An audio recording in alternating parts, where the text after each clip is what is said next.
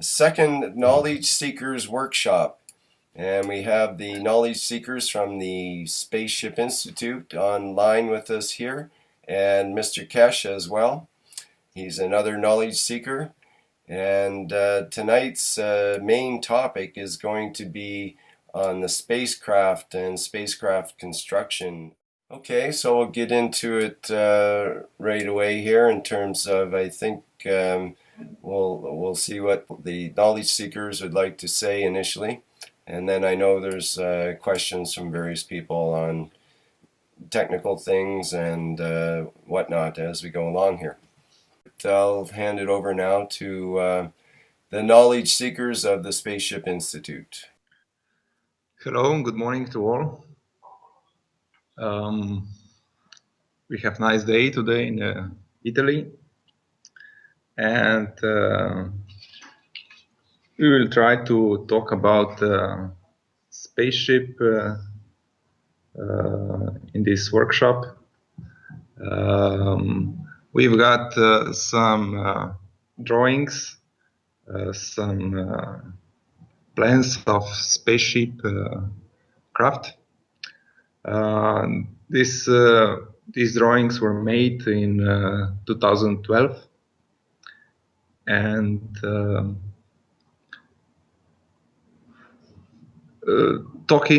talks have been started to start building this craft. A few days ago, there were talks with some Italian companies which are able to help with construction of the craft.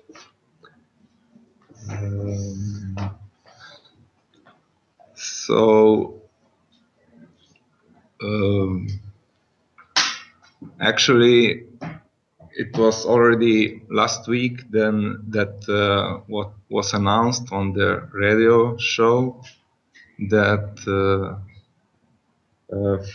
foundation has started to raise funds for the construction of the spaceship. We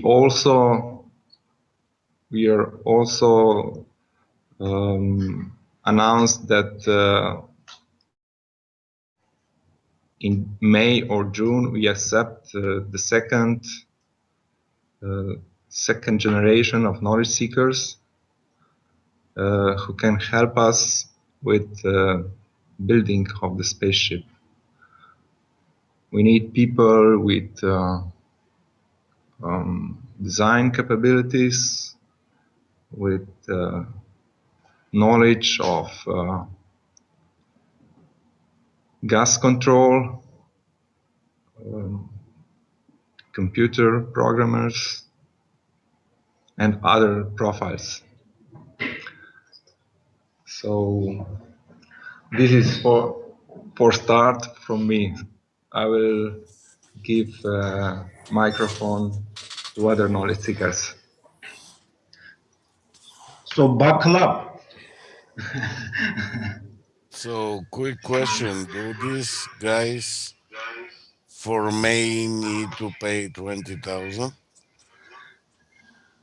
Yes. The fee still stays the same. Ah, okay. Thank you. You're welcome. You guys have any questions that I can answer? In your schedule for the spaceship, are you planning to have the functional one for 500 people at the end of this year, or just a prototype at the end of this year? Yes, functional one. By the end of this year? Definitely. That is the target.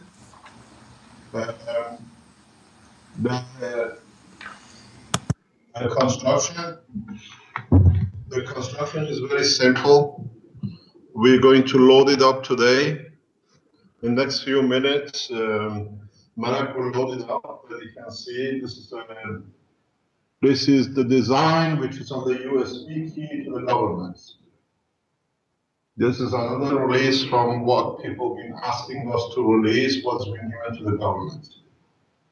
So what you see, the documents are signed and issued, which means that the certified papers, which been given in the US speaking in the last times to the government. We will make a very important and radical news about the USB next Thursday. If there is anybody who's listening, who's ever been following the Keshe Foundation for past how many years, it's important for you to listen to the next Thursday, the 20th of March, the Knowledge Seekers. We cannot disclose anything at the moment. There are some things need to be moved and put in the right way. But we'll announce it next Thursday. And as I said before the start of this session to Rick regarding next week, next session, next Thursday, will be the most important session we have ever held by the Keshe Foundation. I think when we release the information, it'll be apparent to people why. But hopefully the table of 8 will be full next week. That as a knowledge seekers panel, we can announce it together.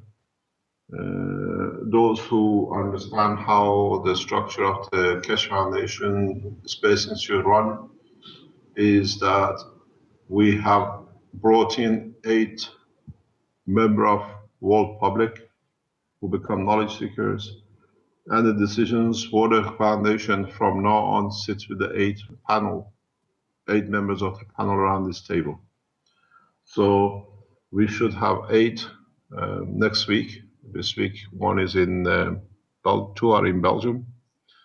1 is still in Africa, he hasn't arrived yet. And 1, our Japanese colleague, will arrive later on this morning. And the whole of the spaceship technology will be released in the next few minutes. And you can download the pictures, you can look at the pictures. We have brought in the people who produce aircrafts or involved in the space program, not the space program, but the aircraft industry, to assist us with their knowledge for building of the system. As Marco told you earlier, they were here, part of the organization this week, and the meetings with them will follow the same usual way. The design and the full development will be gifted to the Italian nation as their companies are producing it. So in moving to Italy, whatever we develop here as a citizen of this nation at the moment, all our work is given to the nation directly. So the spacecraft will not be built by the foundation, by the Space Institute, will be done by the Space Institute panel and other scientists who join us, but will be manufactured and produced by the Italian space program, or what they call aircraft industry. This is where we are at the moment, unless the position changes. And the way we gave the power generator to the Italian manufacturers, they are working on it to produce their way. I heard this week that they even modified again this week their systems, they brought in new parts for their system. So once we receive the the pre-manufacturing unit from them, we will announce it. They know that the technology is free to the world, so they're developing it for the rest of us. The same way the spaceship craft will be manufactured by the Italians for the rest of the world, but there is a big problem, or other problem. These kind of needs to be financed, and up to now, Keshe Foundation, and through all my efforts for the past 10, 20 years, I have financed all the things to go with the foundation. From now, with the spacecraft, it's got to be world population. The people who want to fly, the people who want to see the technology to be developed further, you need to put effort into it and contribute towards the development. Millions has been spent up to now to develop different aspects.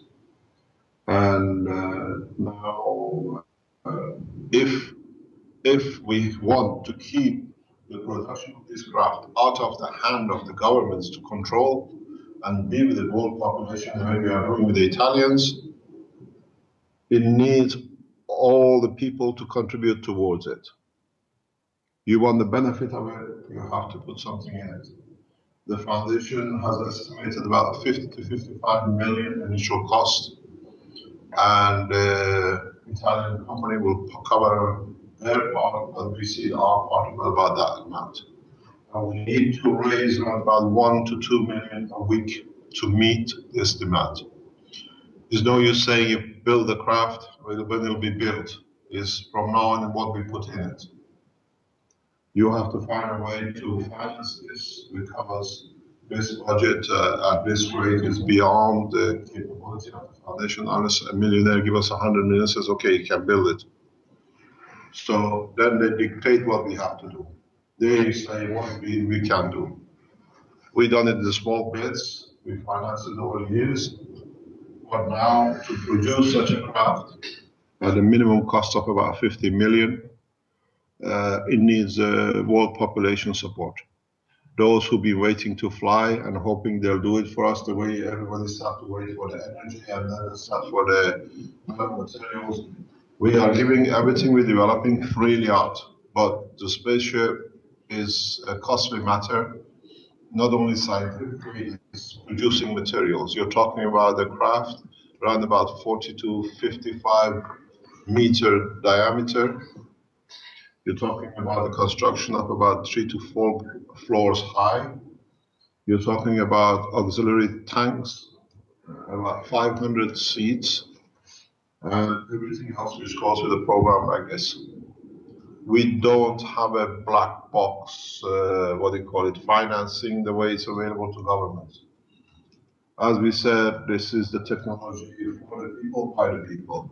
And now there is a panel here who control and look into all the developments. And the next 25 will be actually a hand-on team, will be involved on a daily basis once they taught with the construction and the rest of it.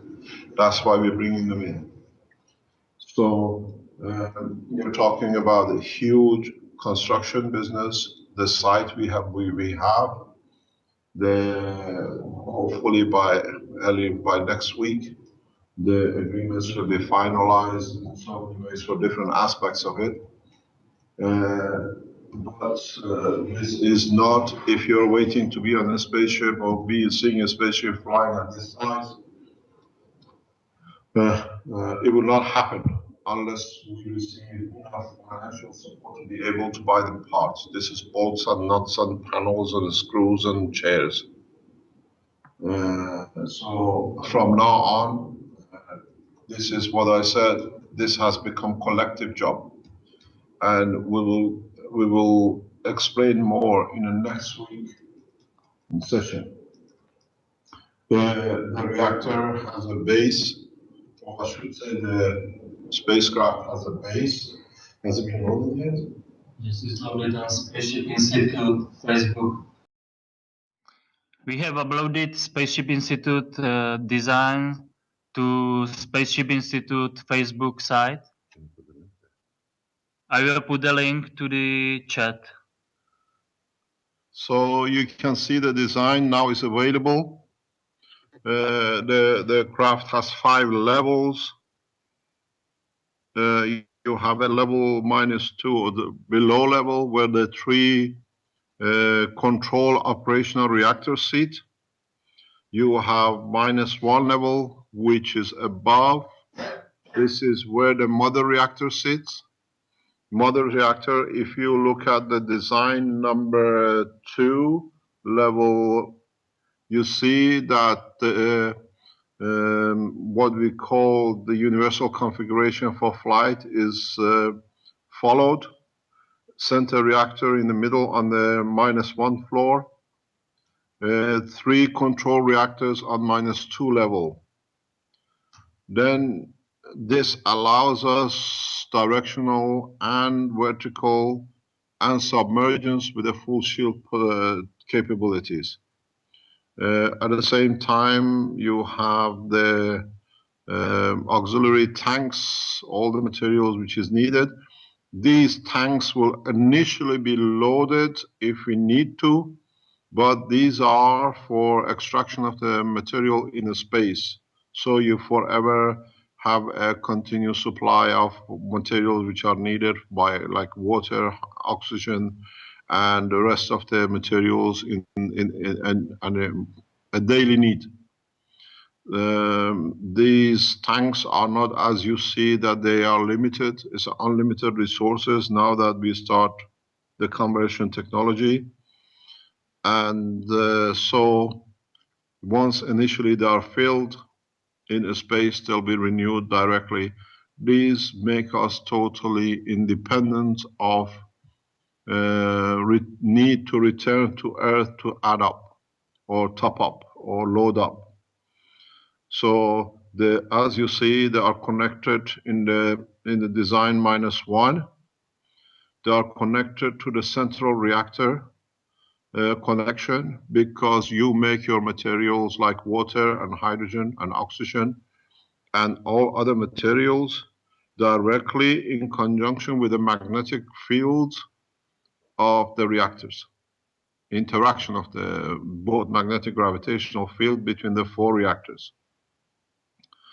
Yesterday, in our normal teaching lessons, we started understanding the operation of how producing material and how materials can be produced with the show of what do you call it, the solid magnets, because you get the same effect in the plasma magnets. I think somebody will tell you what they learned yesterday, how to make something which has no more value anymore. Who wants to be the spokesman? The speaker. There we are. We got Marek. He'll explain to you what you all love to have and you thought is impossible. We've been taught how to make something with all of you, and has been the cause of the problem for mankind for centuries. There we are. Marek is here. Okay, so if you want to make some gold, there is a way. You can use reactor technology to produce whatever you need. It is to be used in the spaceship, and let's say to make some gold, we can use initially mercury and dope it with neutrons inside the reactor so that it creates instability and transforms the mercury into the gold, and meanwhile it releases helium, and this can continue to continuously change the mercury to gold while keeping required conditions in the reactor so that the fields allow the mercury to be diluted in a way it can be transformed. We still need to experience it ourselves, but we are close in this understanding to the process.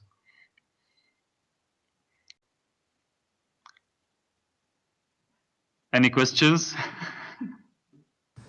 Where do you place the mercury inside the reactor? You don't need to place the mercury inside the reactor. You can keep the mercury outside. Yeah, by introduction of additional neutron, you unstable the mercury. It's very hard to extract a proton, an electron, and a neutron from mercury, but it's very easy to introduce it, unstable it. And you can produce at the same time. Yesterday we saw how a reactor can be used to produce on one side in interaction between two of the reactors water, while the other reactors is producing gold and the other reactor is producing like protein. We are running an experiment in conversion of gases into matter, which is one stage is already running for 24 hours, 48 hours now, today. 48 hours. Yeah. And in that process, I think we'll leave it to Armin to tell you what we saw on top of the water in one of the systems.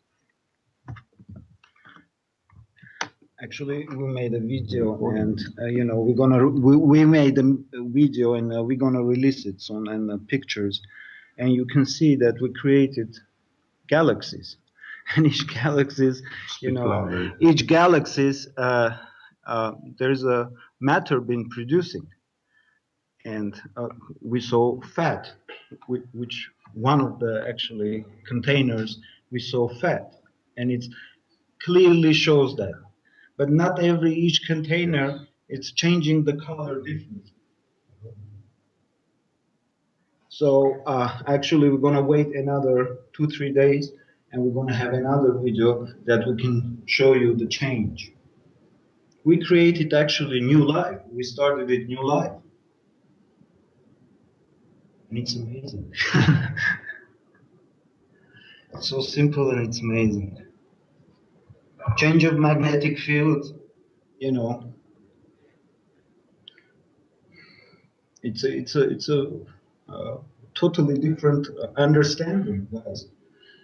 When we break out from the matter level, we can understand that the fields control everything. You change the fields and it's going to be changed. Environment is very important. It affects. And you can see if the small reactor we call reactor because it is a reactor, but for you, you're going to look at it, it's a can. But its whole life is starting over there, just simply, putting nanomaterial, which has its own magnetic field in gravitational wave. When I say magnetic, gravitational comes with it. So, guys, it's a very, very deep changing everybody's knowledge about what we learned at schools. It's totally different, and it's going to be different, and it's fun to create. So loosen up, everything is good. We have a funny moment when we try to switch on this experiment. We are recording to share with all of you, and in the moment we try to switch on while we are recording, the experiment don't make nothing, doesn't work at all. So we have a lot of laugh in this moment, and we try to replanteate the experiment and think about what was the problem. Here is we are learning now, so this is part of the process of learning. You don't get your goals instantly, so you have to learn about your failures also.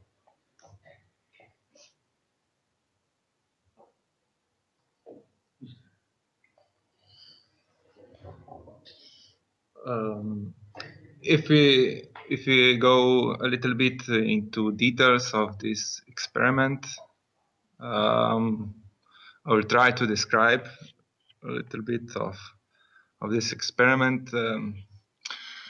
what actually is going on with my understanding at the moment. We are trying to replicate the environment or conditions which are happening in our body.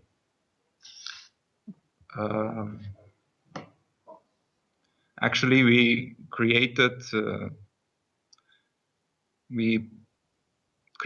different containers, and we put in these containers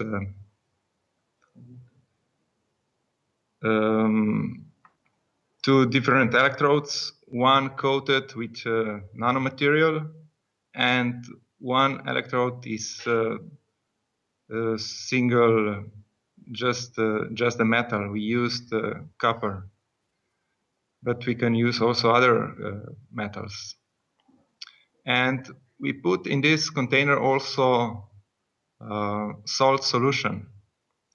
Salt solution is used also in salt. Different salts are used also in our body. If we go to the health section and people who are familiar with homeopathy, they can tell us more about salts are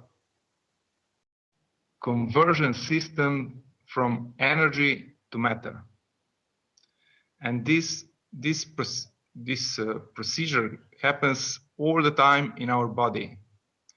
We have lymph, which is supply of energy, and in different parts of our body where different salt sits, this energy from lymph converts to matter, but not in matter as we know. It is Gans state of matter. We know that our cells in body are in Gans state. Yeah, all the components, if you look, the amino acids, we have oxygen, we have nitrogen, we have carbon, we have hydrogen. So all together, if you look, if we put them together, we get 43 number, which is common denominator in our planet. This is the strength of the field in our planet. That's why amino acid holds together. And That's the universal code of protein. Using these amino acids, you can build all the proteins in the human body, and besides all the cellular structures.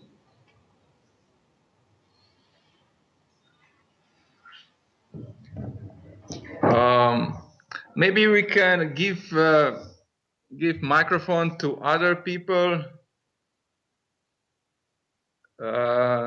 in our call that they can correct us.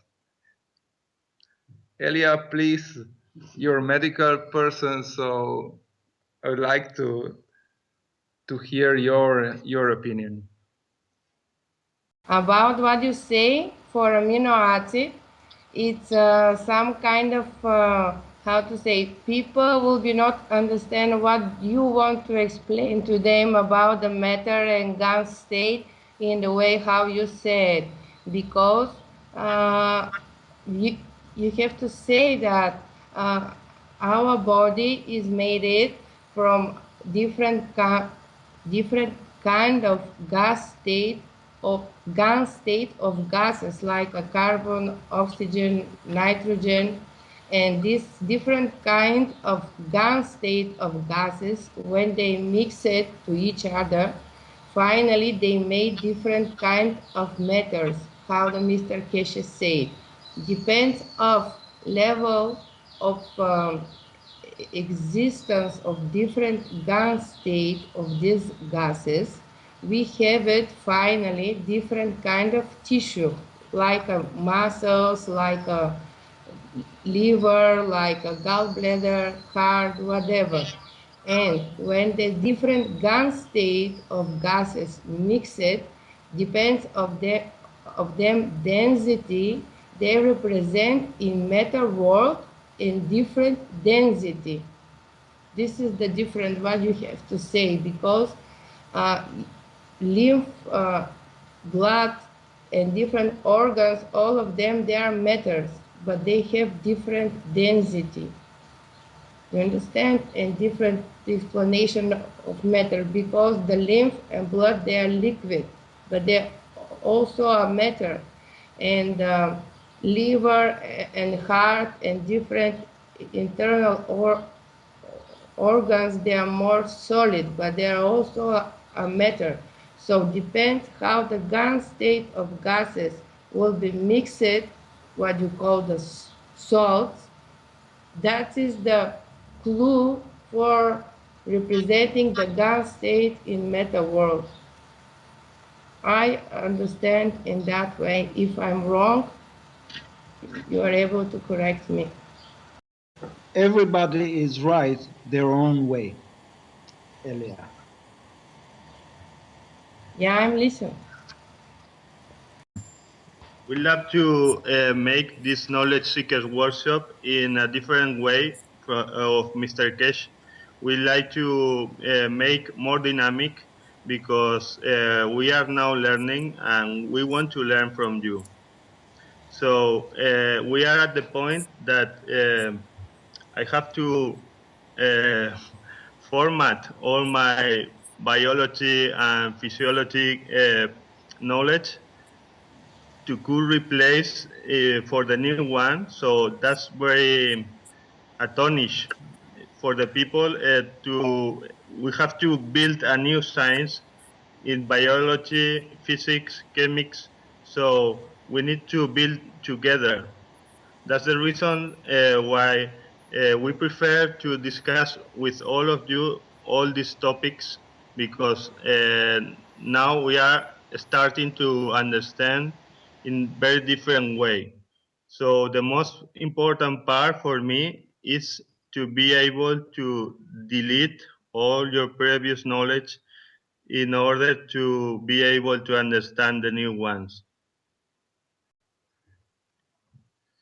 It's painful for a moment, but it's so different feeling you're gonna feel.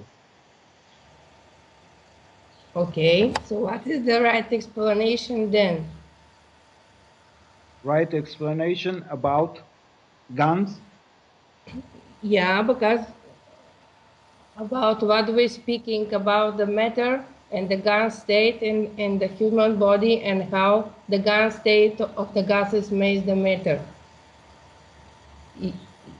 If I'm wrong, It's all about the fields. Salts, they are settlers. Yeah, that I'm saying. So this is the mix. Every salt is, settles certain matter. Yes. So if you create that magnetic and gravitational field, yes, that's the matter you're gonna get. Yeah, I'm correct. But this is depend which kind of gases you mix it in what quality. Okay. In that case, you receive different kind of matter. No. We have to understand one thing: all the matters are same.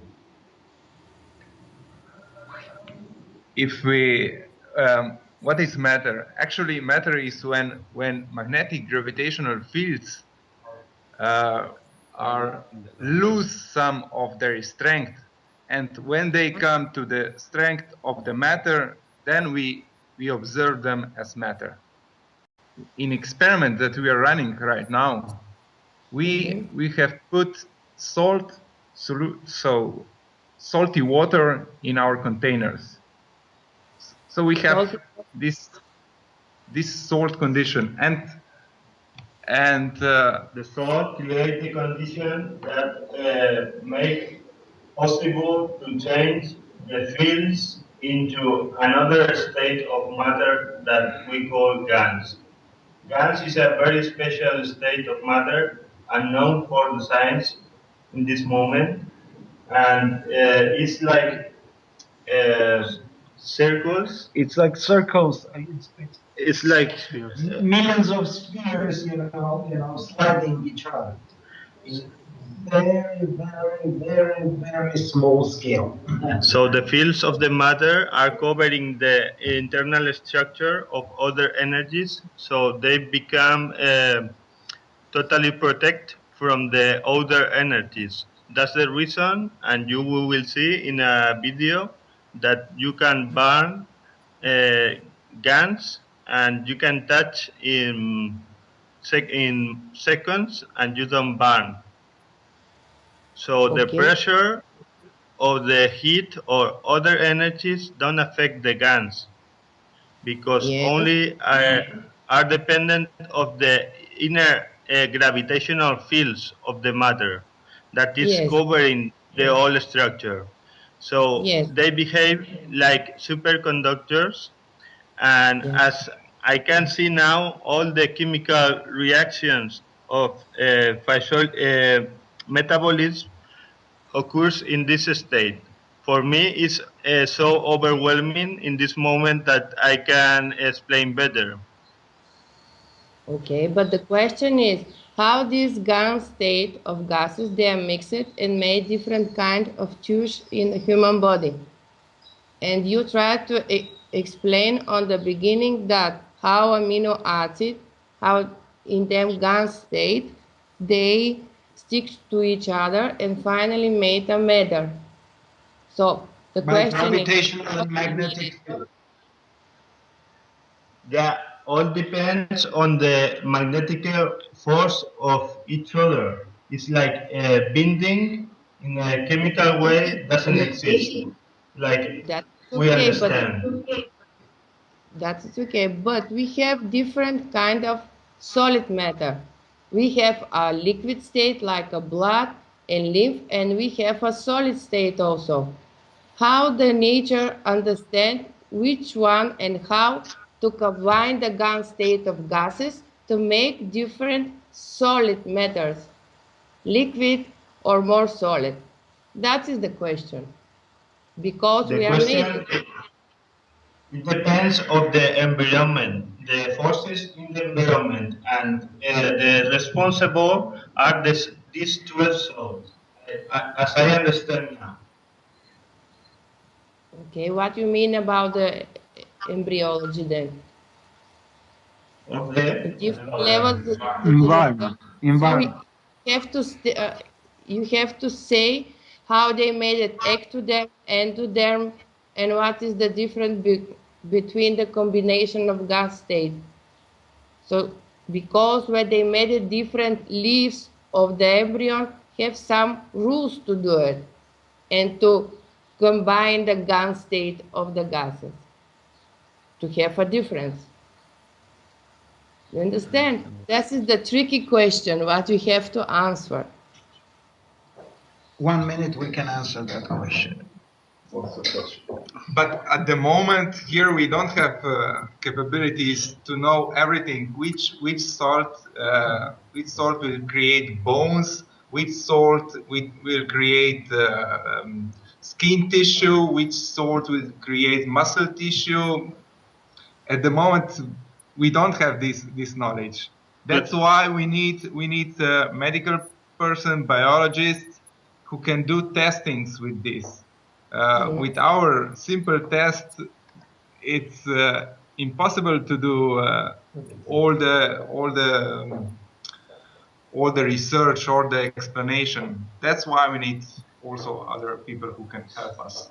Elijah, could you repeat the question in a simple way to Mr. Keshe? Yeah, which one? The last last one. Good morning. The tricky one. Good morning, Elia. Morning, Mr. Keshe. Nice to hear you. Oh, nice for you. You're back again.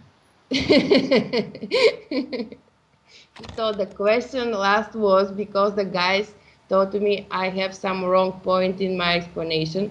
So the question is, what is the difference between different levels of embryology, like ectoderm, endoderm, exoderm? How do nature understand how to mix the gas state of gases to create different level in the embryology, different layers, like endoderm?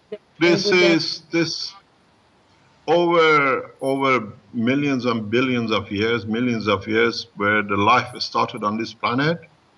These are all embedded in DNA in conjunction with the RNA.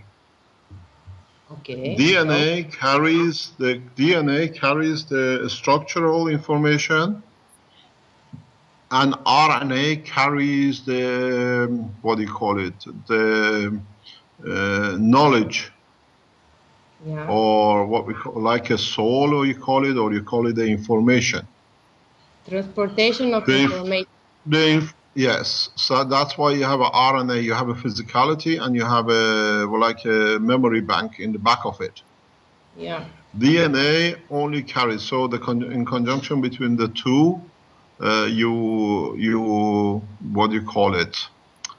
produce the right salt, or the body through parotid glands produces the right salt in the right place for production of the skin or the tissue, or a skin of the tissue, or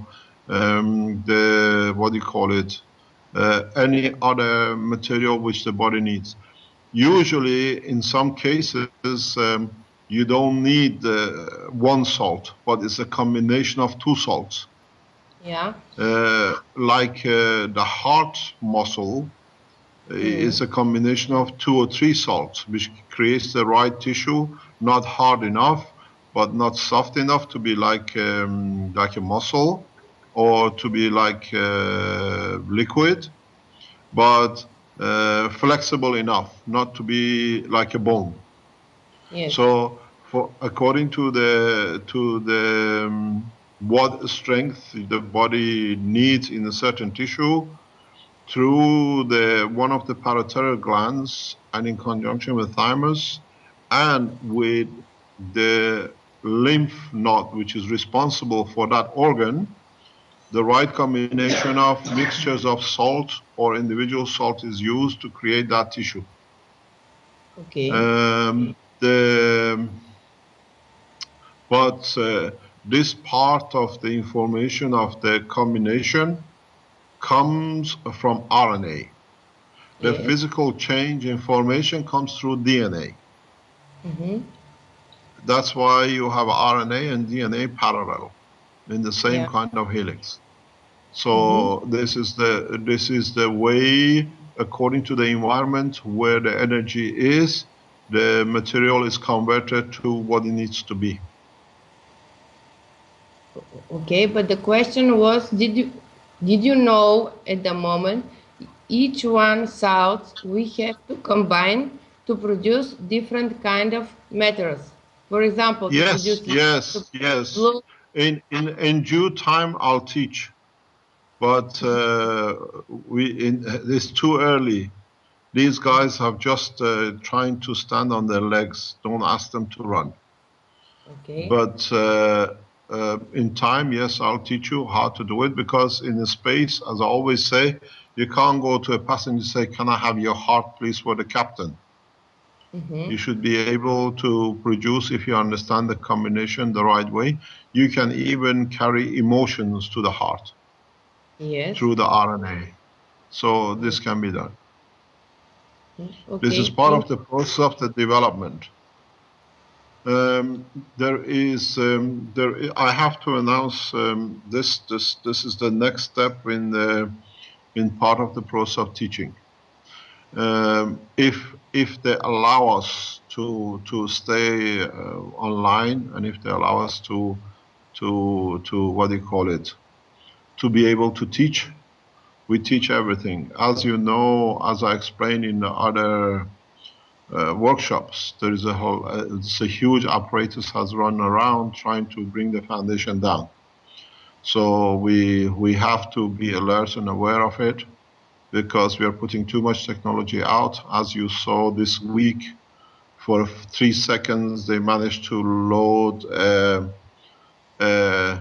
free energy, no thank you, with my face with a cross on it on the website of the foundation. Yeah. This is not one man, it's a huge organization is running around. They're trying to bring a criminal case that they can shut the technology down. And so we go as far as we can, the way we can teach. It's time to literally mobilize all the knowledge and the people who want to receive the knowledge. I have to announce, maybe we bring it forward, the technology is from the government handed over to nation. So we hand over the technology and the space technology to the knowledge seekers. There is a move to put me in prison with false allegation. They are trying to build up cases. We are aware of it. They already interviewed a lot of people around Belgium, Holland, and Germany, all sorts of places, trying to build a case up to shut the foundation forum and the foundation as a whole. But that's the responsibility of people who read the books and understand it, to follow it up if they imprison me or whatever happens. So we are aware of assassination squads which are moving around Europe to create an accident. I tell you that very directly. We have report directly from the Security of Nations. So you have to understand how important it is to pass as much knowledge as possible for you lot to understand the principle.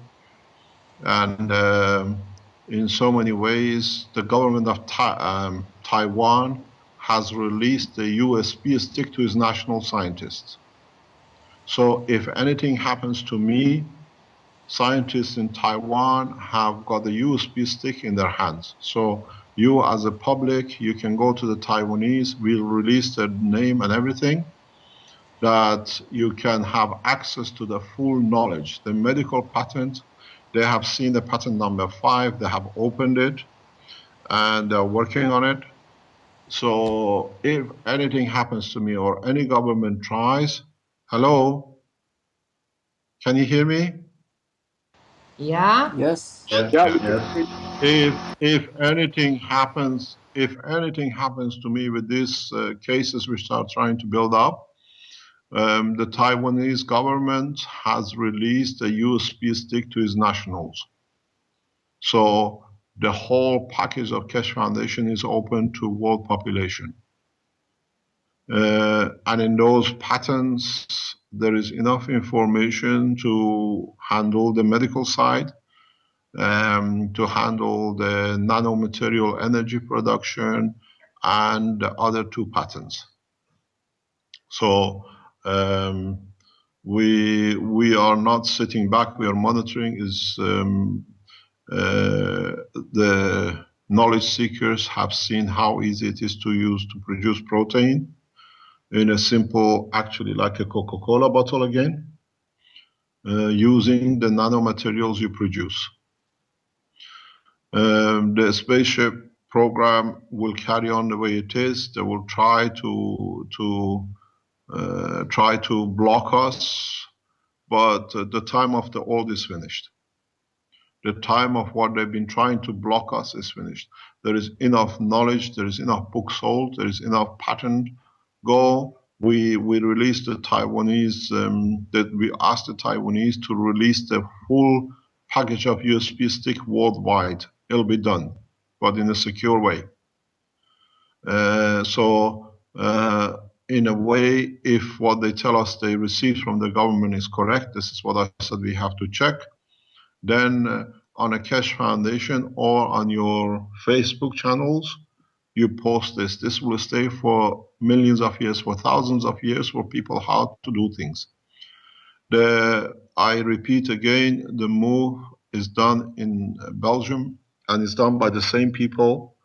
They are going to do a lot of things to stop me teaching, most probably by setting up a kangaroo court, the same as in Canada they did, to accuse of whatever to stop the technology. The only way it cannot be stopped is for people to make it clear openly, this is the knowledge which belongs to you, and this time it cannot be blocked. We know there are 6-man assassination squad sitting about 2 hours away drive from where I live. And this has been given to us by national securities. So the people who think they are planning to do things, there are people within the structure of governments who are protecting the Keshe Foundation. The Keshe Foundation website most probably will be filtered that you cannot reach it. You set up alternative websites or whatever to carry on with the work. This is very, very clear. This is not something to create a hype. When you hear it, then say, oh, he said it 2 weeks ago, 3 weeks ago. So as they think these people are doing things to stop you learning and teaching and getting yourself sorted for not a free energy, but a free life, but in collaboration with the cooperation with the governments and what you call multinationals, this is the stupidity of what they don't see. You cannot kill a prophet of God. That's the bottom line. Our teaching is for good and forever. The time is finished. The time of old is finished. The time of the new is in the hand of people to understand the correct procedure. I release these in short terms, in short ways, in coded messages for years. In the peace message, we said the scientists are messengers of God. But if you look, we don't only teach science, we teach the ethics, which is the job of the prophets of God. You cannot silence prophets. They put a thorn on the head of Christ, and they said, if you are a king, where is your throne? And we have seen now every law in every nation on this planet, being communist, non-communist, Christian, Muslim, is based on the teaching of Christ because it's correct. The same is with this technology and what we really see. Doesn't matter. Those who take action against us will not survive, will not last, by the nature of what they do themselves to themselves. In so many emails, in so many communications, in so many writings people to us over years, they keep on asking me, even in press interviews, are you Messiah? What is a Messiah? Changing everything they knew. How many times, how many prophets, how many world religious leaders have to say you cannot do wrong, you cannot do this, you cannot steal. The change comes when you change the whole totality. And the change has come. We teach everything totally the way it is, the new way, and in conjunction how to use it in the space, not on the matter level of the man. So I go to the governments who are trying to filter us, trying to ban us, trying to imprison us.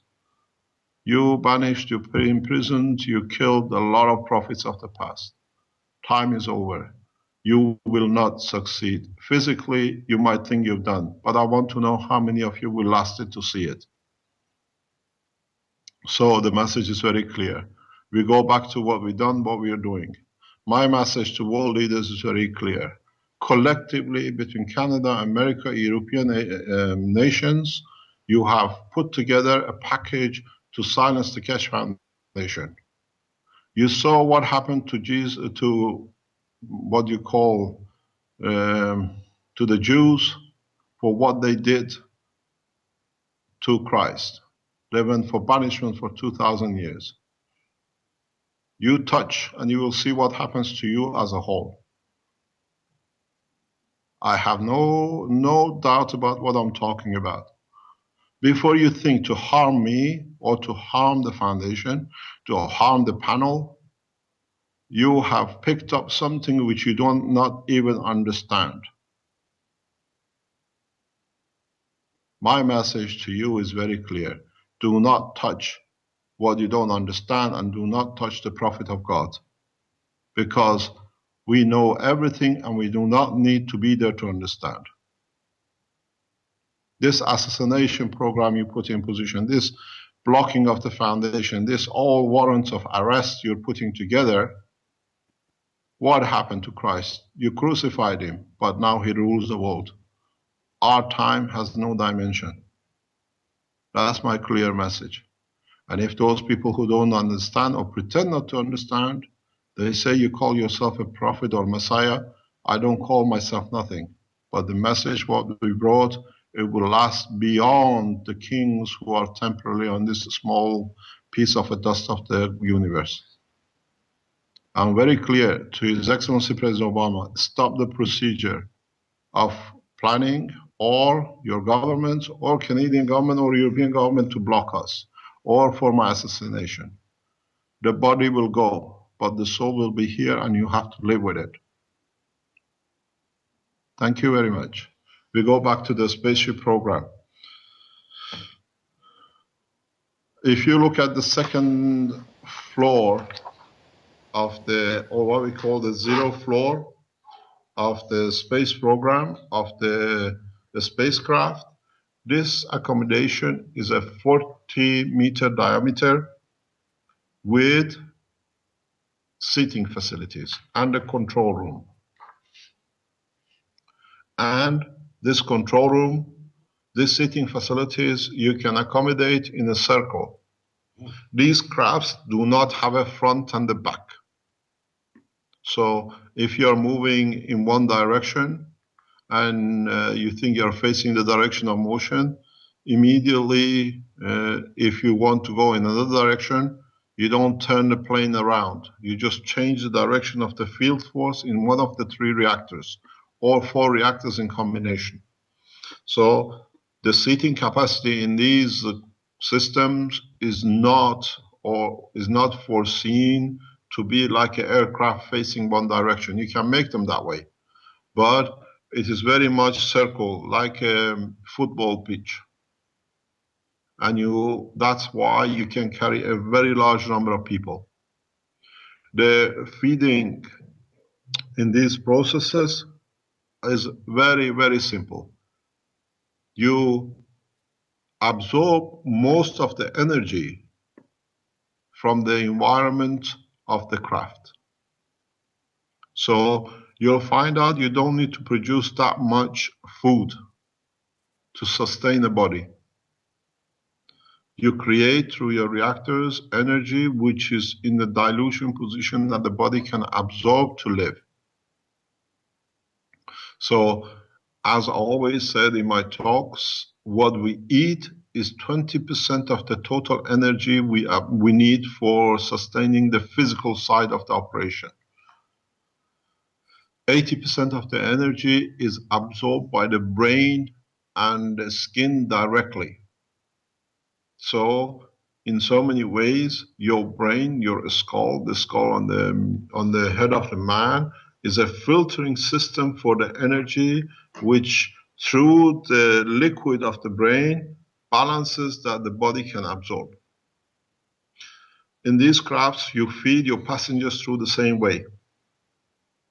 What this means, if this is, do you understand, Elia?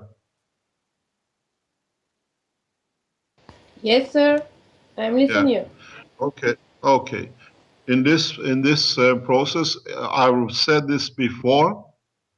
If you understand, if you remember in some of my talks in the past, we know that astronauts, the very first astronauts went to space, or cosmonauts, explained to us that they see flashes in their eyes, which was the radiation which goes through the skull and through the brain. And when it reaches the water of the eye, it releases the energy of a photon that used to be like a flash in the eye. Nowadays, all the astronauts, anyone who's in the space lab, report this effect all the time. Some shielding has been put to reduce the radiation, but some radiations are so strong that when they pass the wall of the, the space lab, they still go through and they reduce in the eye, in the salt of the eye, in the water of the eye, and they become a photon.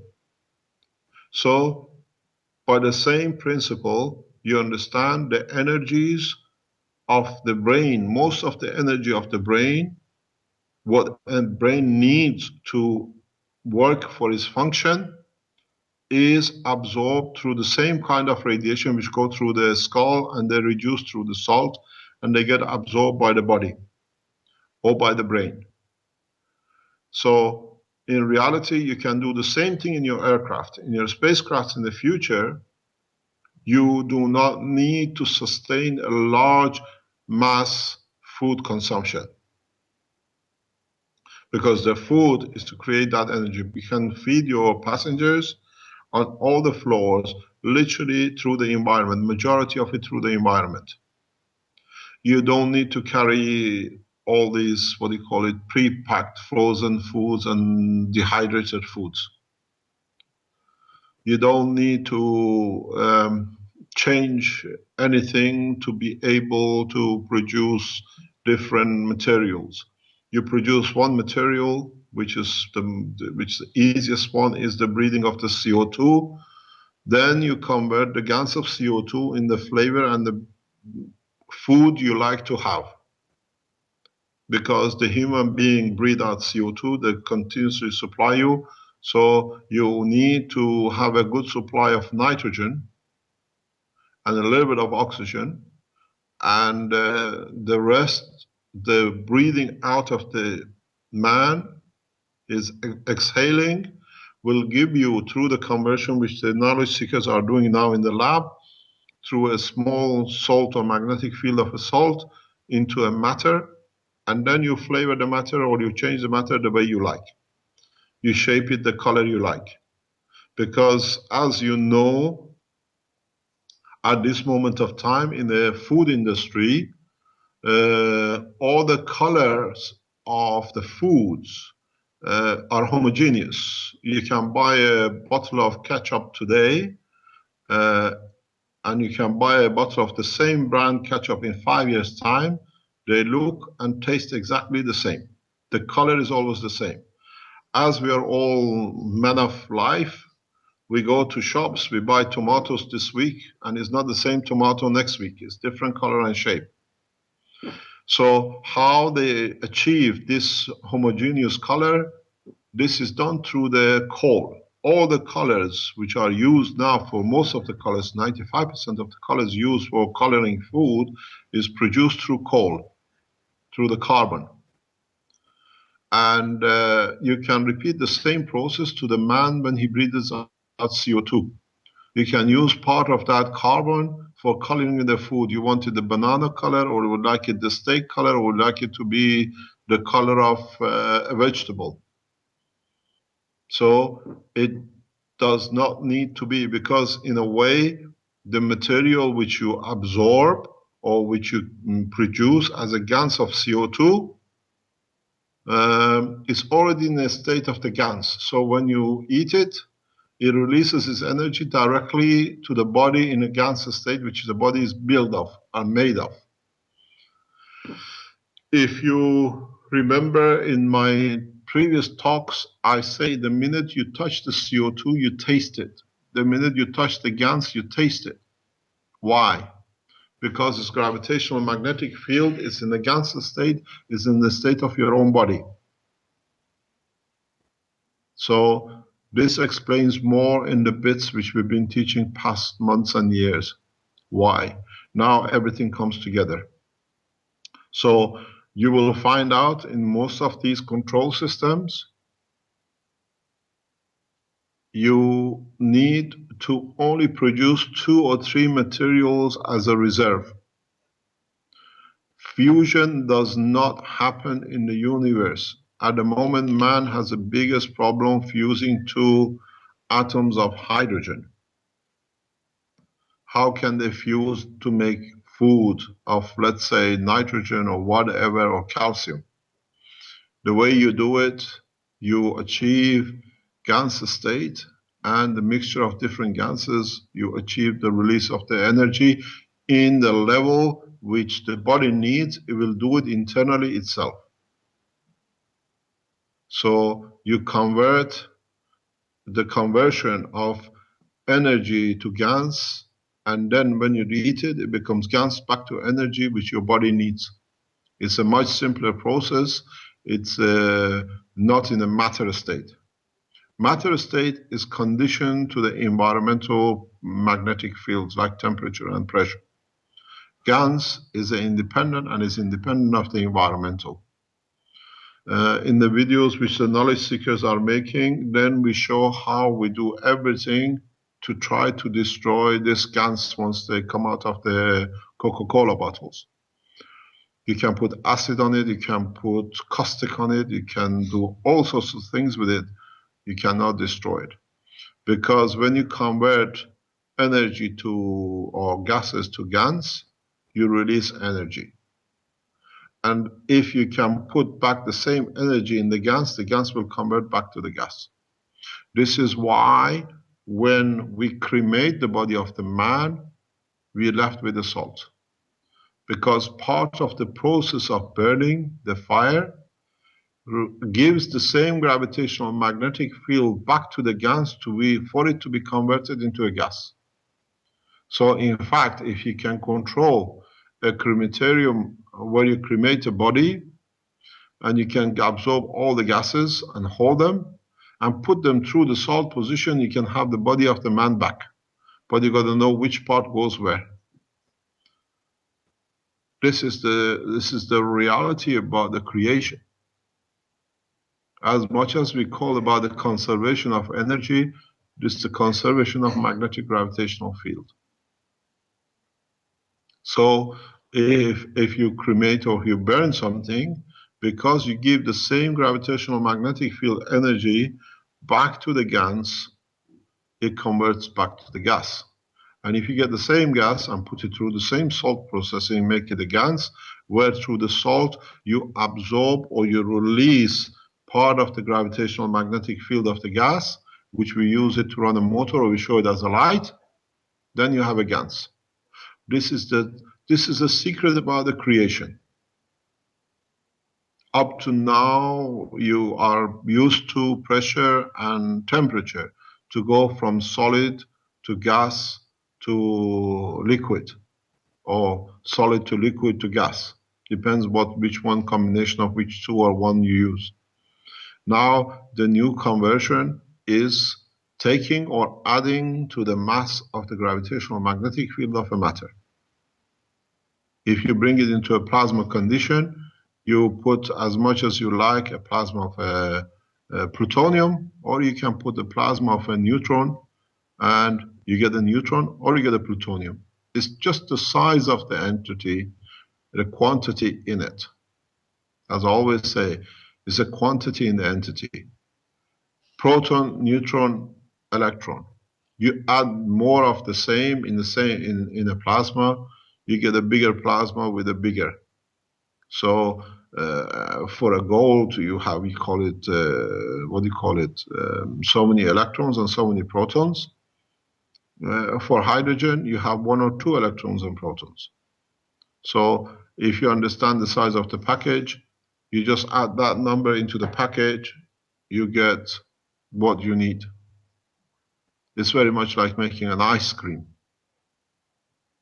The more milk you put in, the bigger ice cream you get.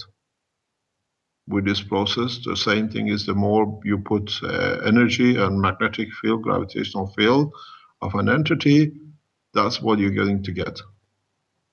So making gold, there is no problem. Making plutonium, there is no problem.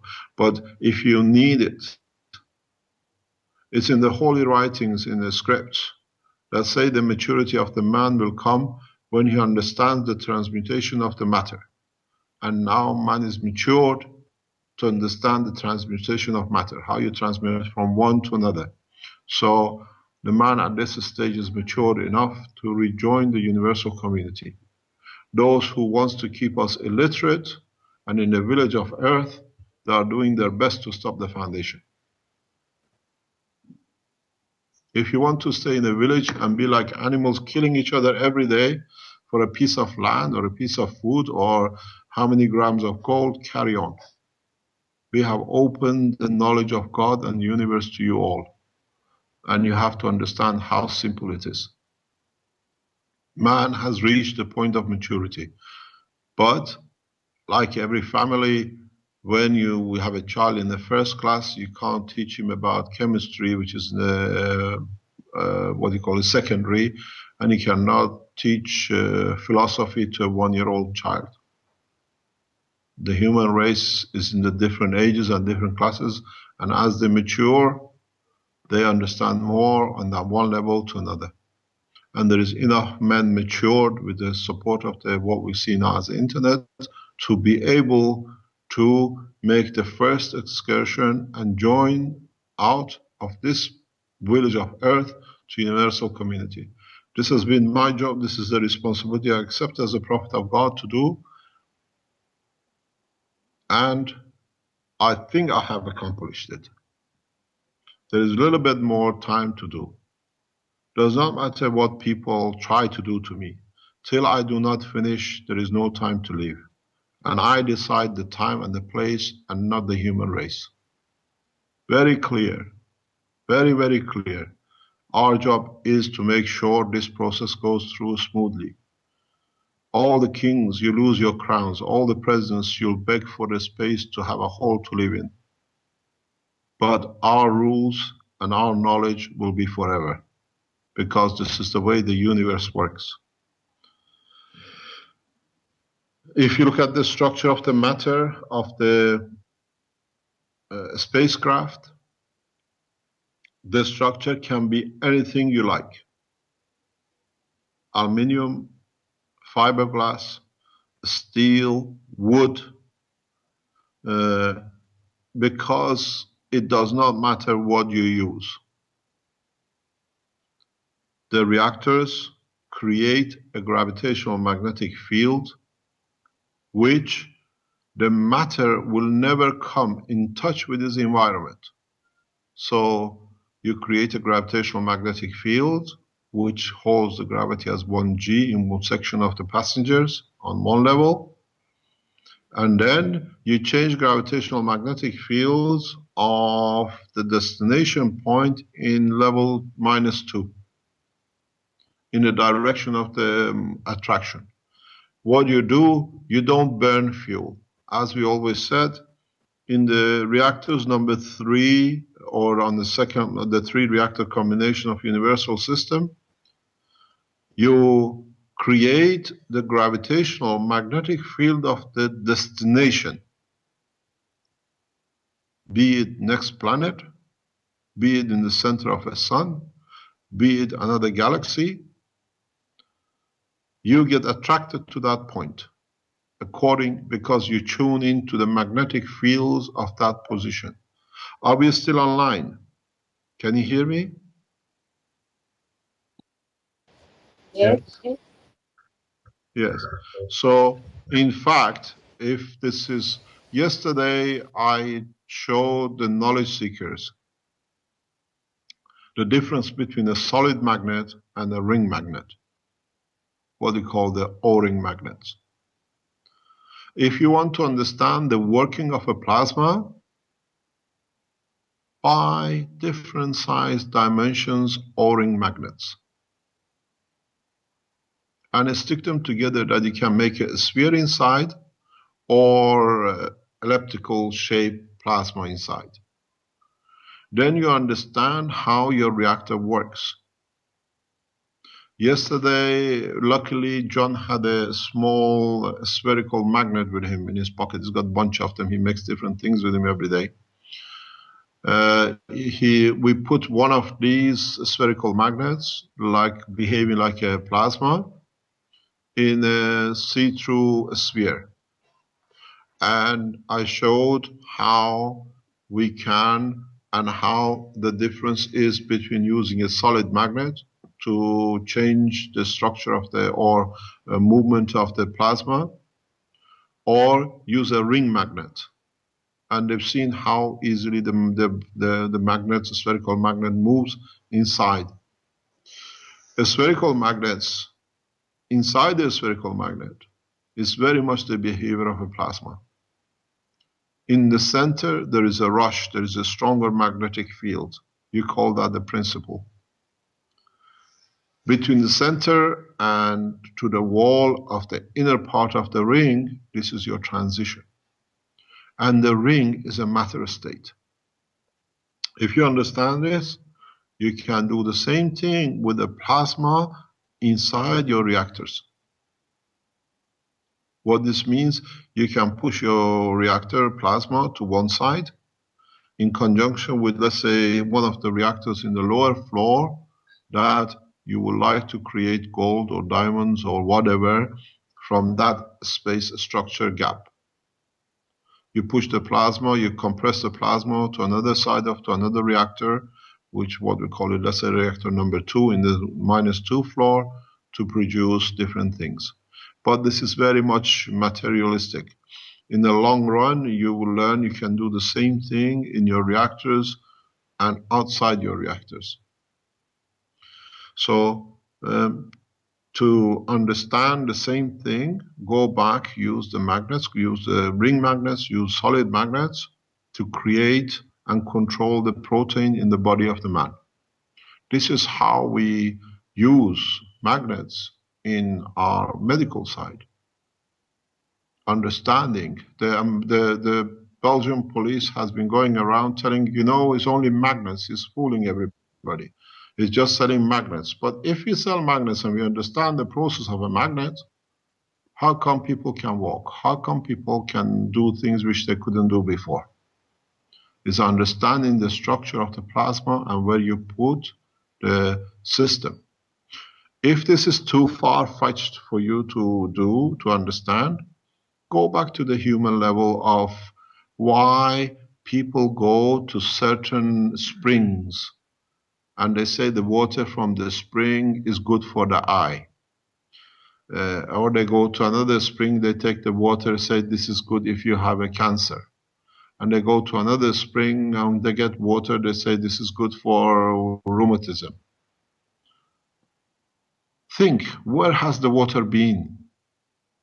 The water goes through the inner sanctum of the earth and gets interacted by the different gravitational magnetic field of the different matter which is going through. So, as the body of the man is made of the essence of the earth, hydrogen and carbon and nitrogen and oxygen, the oxygen of the water, H2O, in conjunction with other minerals which are attached to it, carry the energy, plasmatic magnetic field energy, which matches, let's say, the situation or with the salt which is in the eye. So when you drink the water, that field matches exactly to what is the salt in your eye or the combination of the water salt in your eye, and then affects its position or affects its structure, and you can see better. Or you get rheumatism changes. That's all we do in all our systems. We understand the concept and principle of creation. Now they can say the guy uses magnets, it's all empty. Look at how it's calculated to be where it is, what it does. And again, it's the same as what I said, is destination position. You target to go to moon. You make your reactors to get gravitational magnetic field of the moon. You don't burn any more energy. The space rocket, the space technology is finished, as we said all the time. Now there are 6-7 reactors running here in Italy, and we have given the design to the Italian manufacturers to produce the energy reactors. That's all it is. You produce gravitational magnetic field of the destination. Destination is Mars. Destination is Jupiter. Destination is the cell in your cancer. Destination is food in your stomach, what it can absorb. As we showed with Fukushima, there is no magic once you understand how simple it is.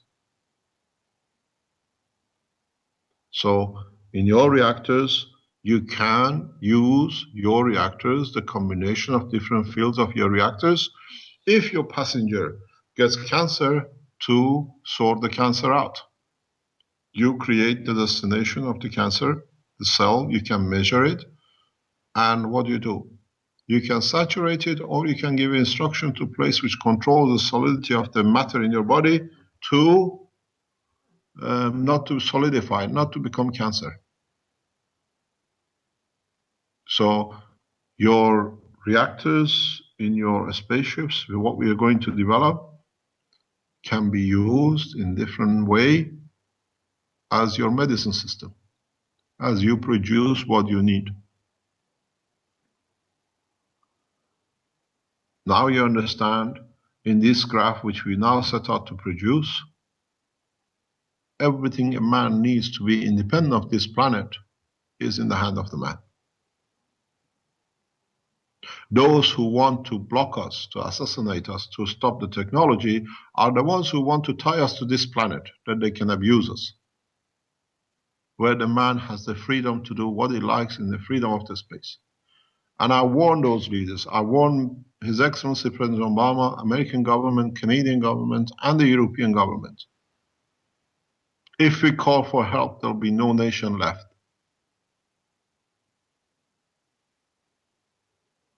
Very, very clear. We are not here alone on our own.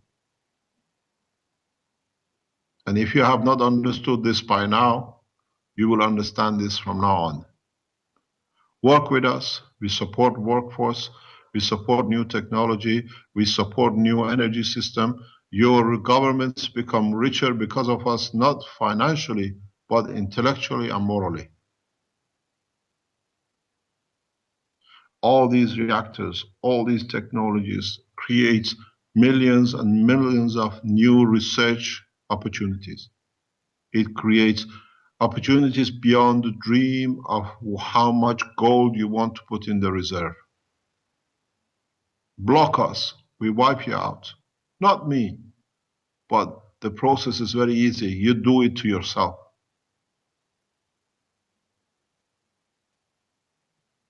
You all get cancer. You all get all sorts of diseases. When it comes to the point, the last thing says, God help. The last breath before you take, you ask for God forgiveness and for something to release you from the pain. The God is here and is giving you the answer and the medicine. It's you who refuses it. So in one reactor, you have food, you have medicine, you have energy, you have motion, and it's exactly like a reactor called Earth. Earth gives you all that. Now we learn the laws of the universe. You go further out in the higher levels, in the level 2 and 3, it's just literally for accommodation. Because if you need rest or you want to go somewhere, everything is available. The size of these crafts are totally dependent on the strength of the magnetic gravitational field your reactors can create and maintain a safe flight position, and what material you put and you load inside it. You don't need to carry heavy materials as a fuel, because you can continuously create your own plasma or hydrogen as a storage to feed. I'm teaching everything possible to the knowledge seekers in a very, very clear way, that they can see the connection between the plasma of a reactor, the plasma of the body, the plasma of a matter, and every day in the lab, we do everything at the same time. We work on the different parts, each group, we got group of 1 or 2s or individuals working on different reactors. They are developing their own version and their own taste of reactors. But once they finished as a group of 4, they have to put these 4 reactors together to be able to create lift, to create food, to create everything which is needed for a spacecraft.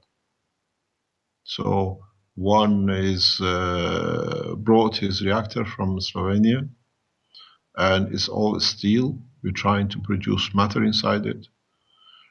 We have one which is brought ceramic reactor. He's building different things with it.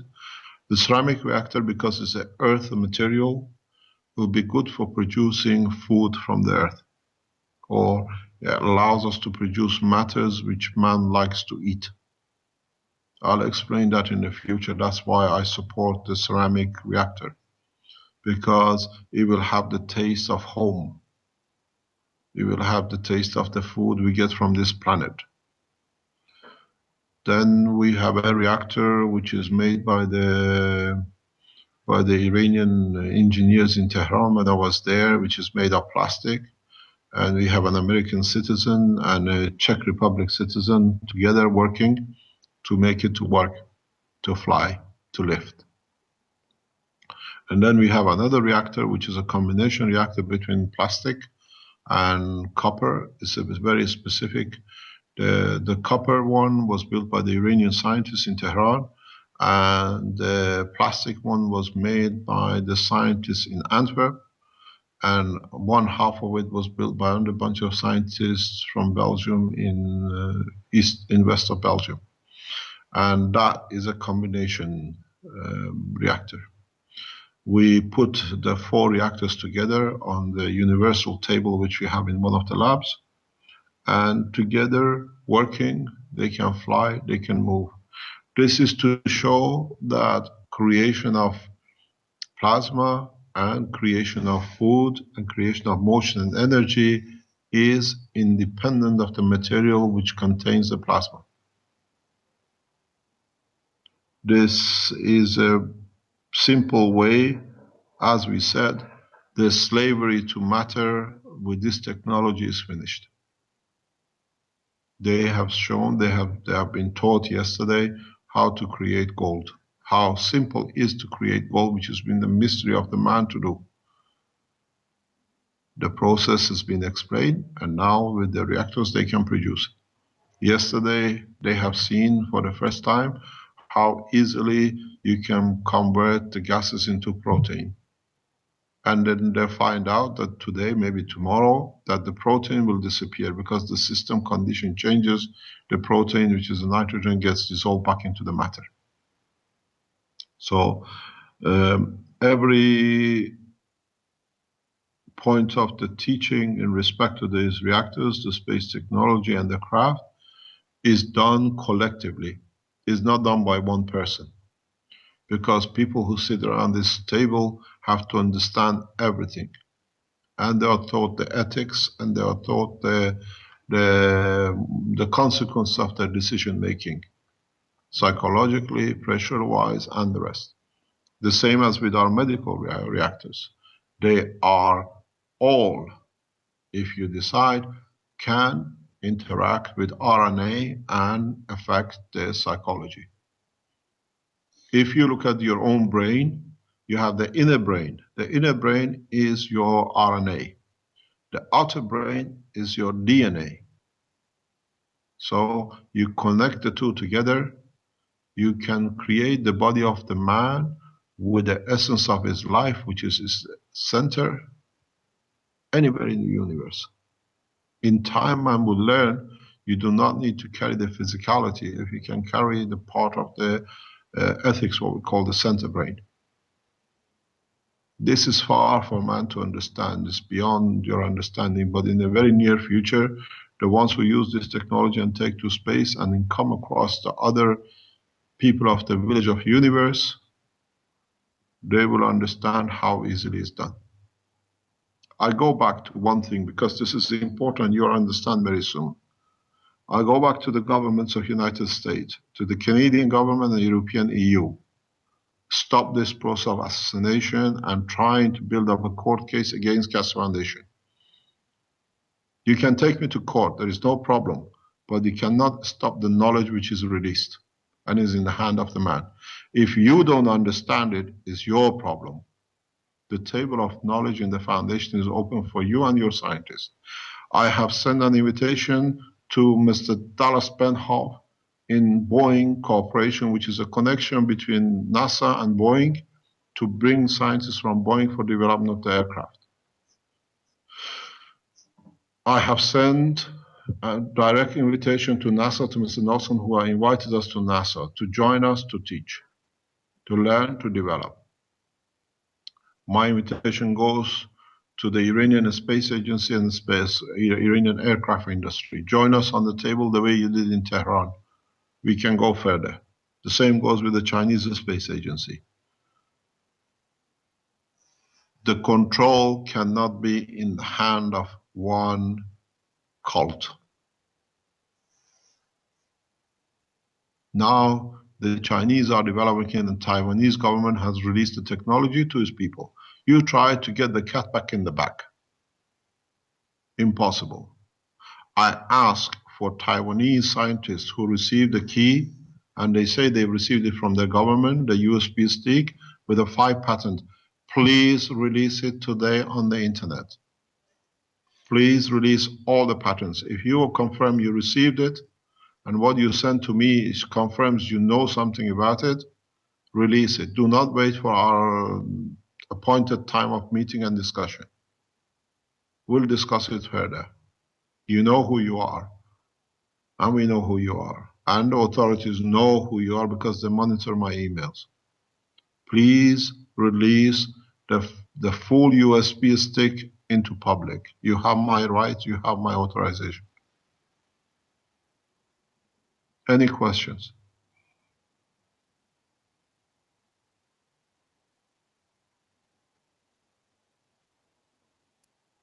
Hello? Yes. Yes. We're here, Mr.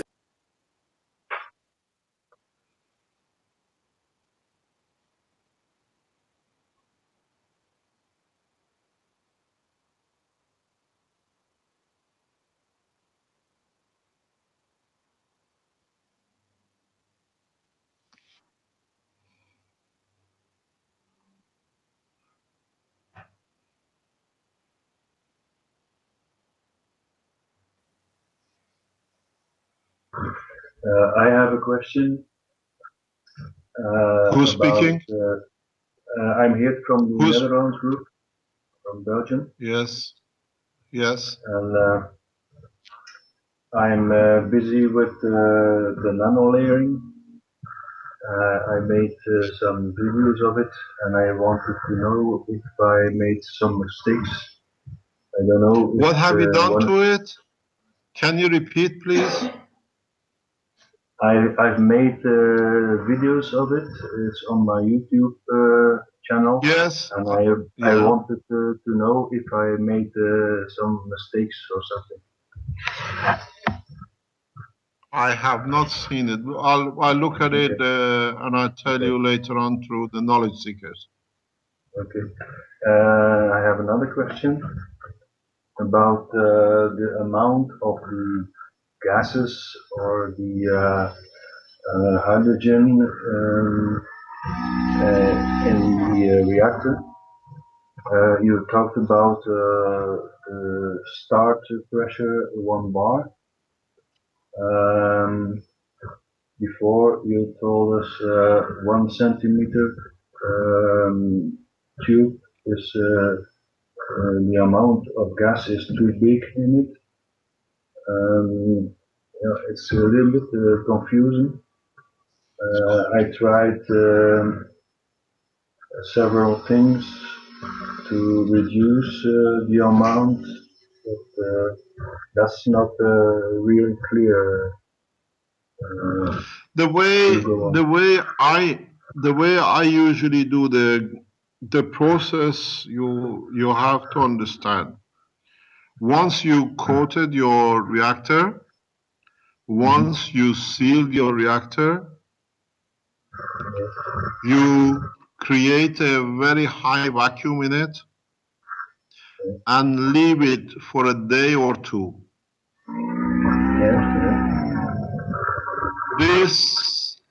There is a lot of noise in the background. This will allow any surface matter which is going to open up and to be released. Then you fill your cylinder, your your reactor, with hydrogen. Let's say if it depends on the size of your reactor, you fill it with, let's say if you use a 6 millimeter tube, Put a valve on either end of the 10 centimeter. Pick 10 centimeter, fill at one bar this centimeter with hydrogen, and then vacuum your system fully, and then open the gas to go in your chamber. So you fill the chamber only with hydrogen. Don't rotate, don't do anything. Leave it for maybe a day or so. The hydrogen goes in and fills up any gaps, or if there is any combination to be done, any chemical interaction. Then you evacuate your chamber again to the full. Then you repeat the process 2 or 3 times. That majority of the molecules in your chamber will be of hydrogen. Don't forget, do not, while you're making your cores, never touch with a bare hand, and make sure you don't touch the center or anywhere inside your reactor core, because you leave a fingerprint, and the fingerprint, as we all know, is fat-based, amino acid-based. So you don't leave any fat inside. Then, when you've done this 2 or 3 times, then you vacuum your chamber. Then you choose, let's say, the minimum I've managed up to now to do because of the valves I use is 5 centimeter. Because you have to push your tube on one end into the valve, one side and the other side. So about 5 centimeter is the minimum I've managed to achieve, that I can keep some, I can see at least a bit of a pipe between the two, two valves. You fill in this with 1 bar of hydrogen. Then you connect the feeding side to, let's say, about 1 meter of pipe, which is vacuumed. And then at the end of this meter, you put another 5 centimeter or 10 centimeter tube, which is already vacuumed, and you connect the other end of it to your reactor.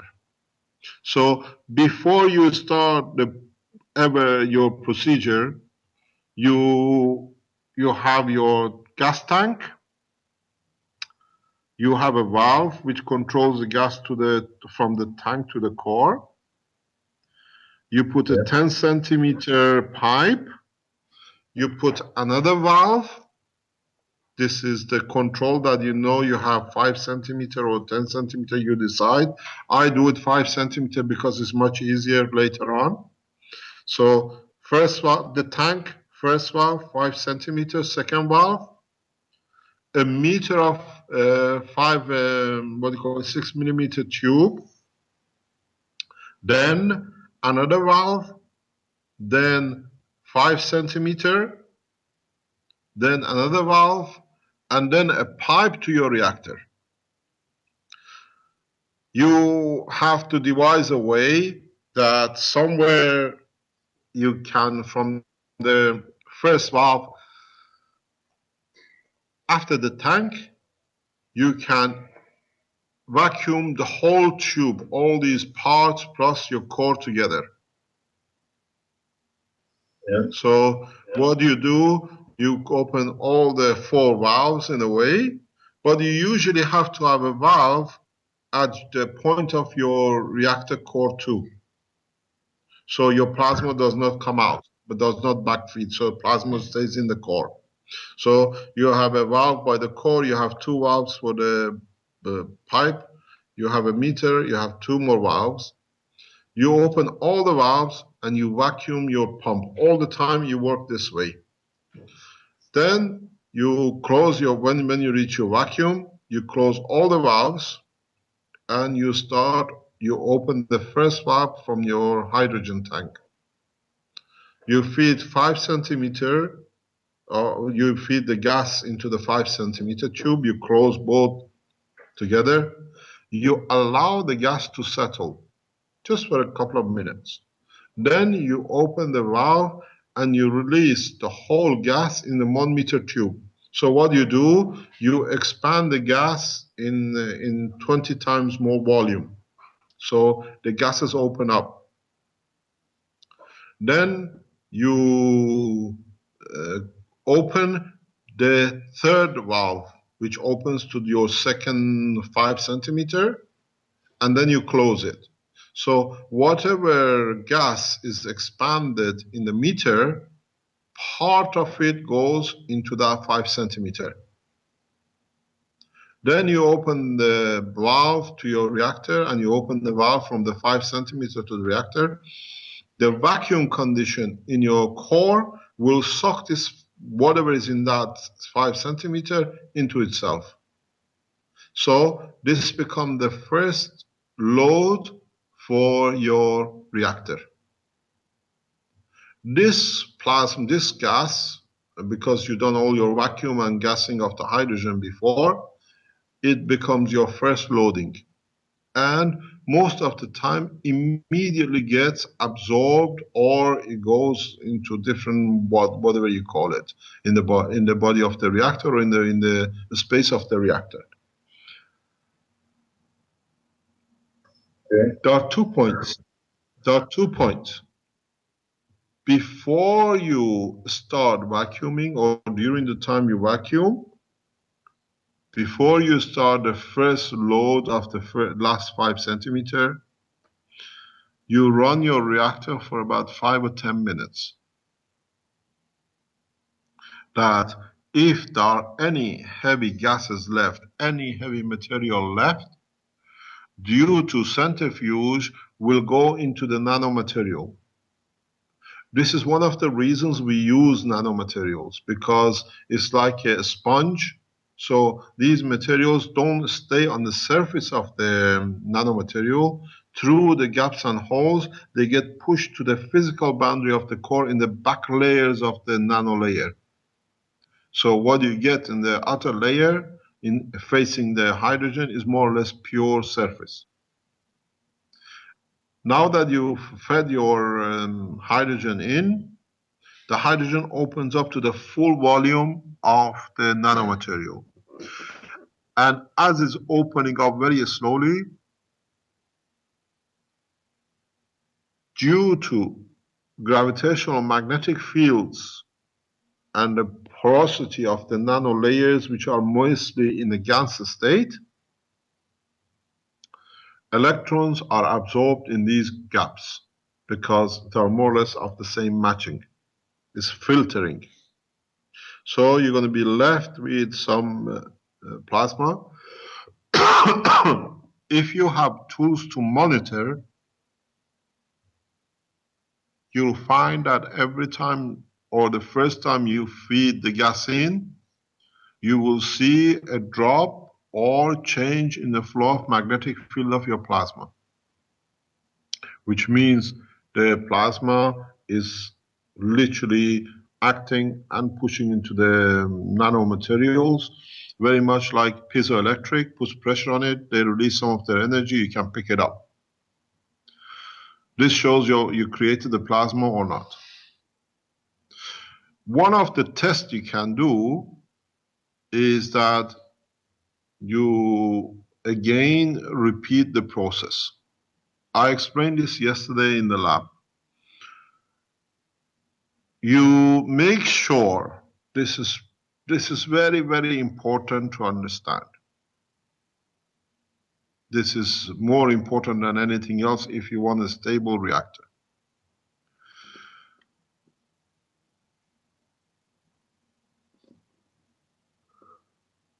For a smooth, very, very smooth operation, never feed the gas into the center of the reactor.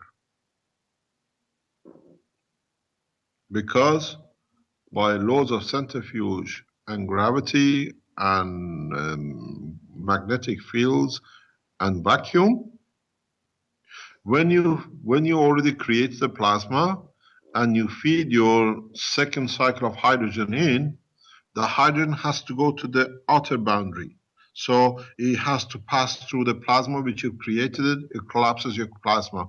If I can explain, it's like when you put a pot on a cooker, you see the bubbles of hydrogen, oxygen coming all the way up to the top through the water. You do the same thing with your plasma, so you disturb the plasma. The feeding of the gas into your reactor has to be from outer surface, that the gas comes in from the outer boundary, and as it gets into as through the what they call it, the vacuum rotation and the nanomaterials gets ionized, it joins from outer to the center plasma. So in a way, you squeeze your original plasma further in. When you add hydrogen in this method, you literally, as you ionize, because you're doing very, very minute amounts, as you increase your pressure, as you increase your gases, you increase the pressure on the center plasma. And then you start getting nano layering of plasma one on top of each other.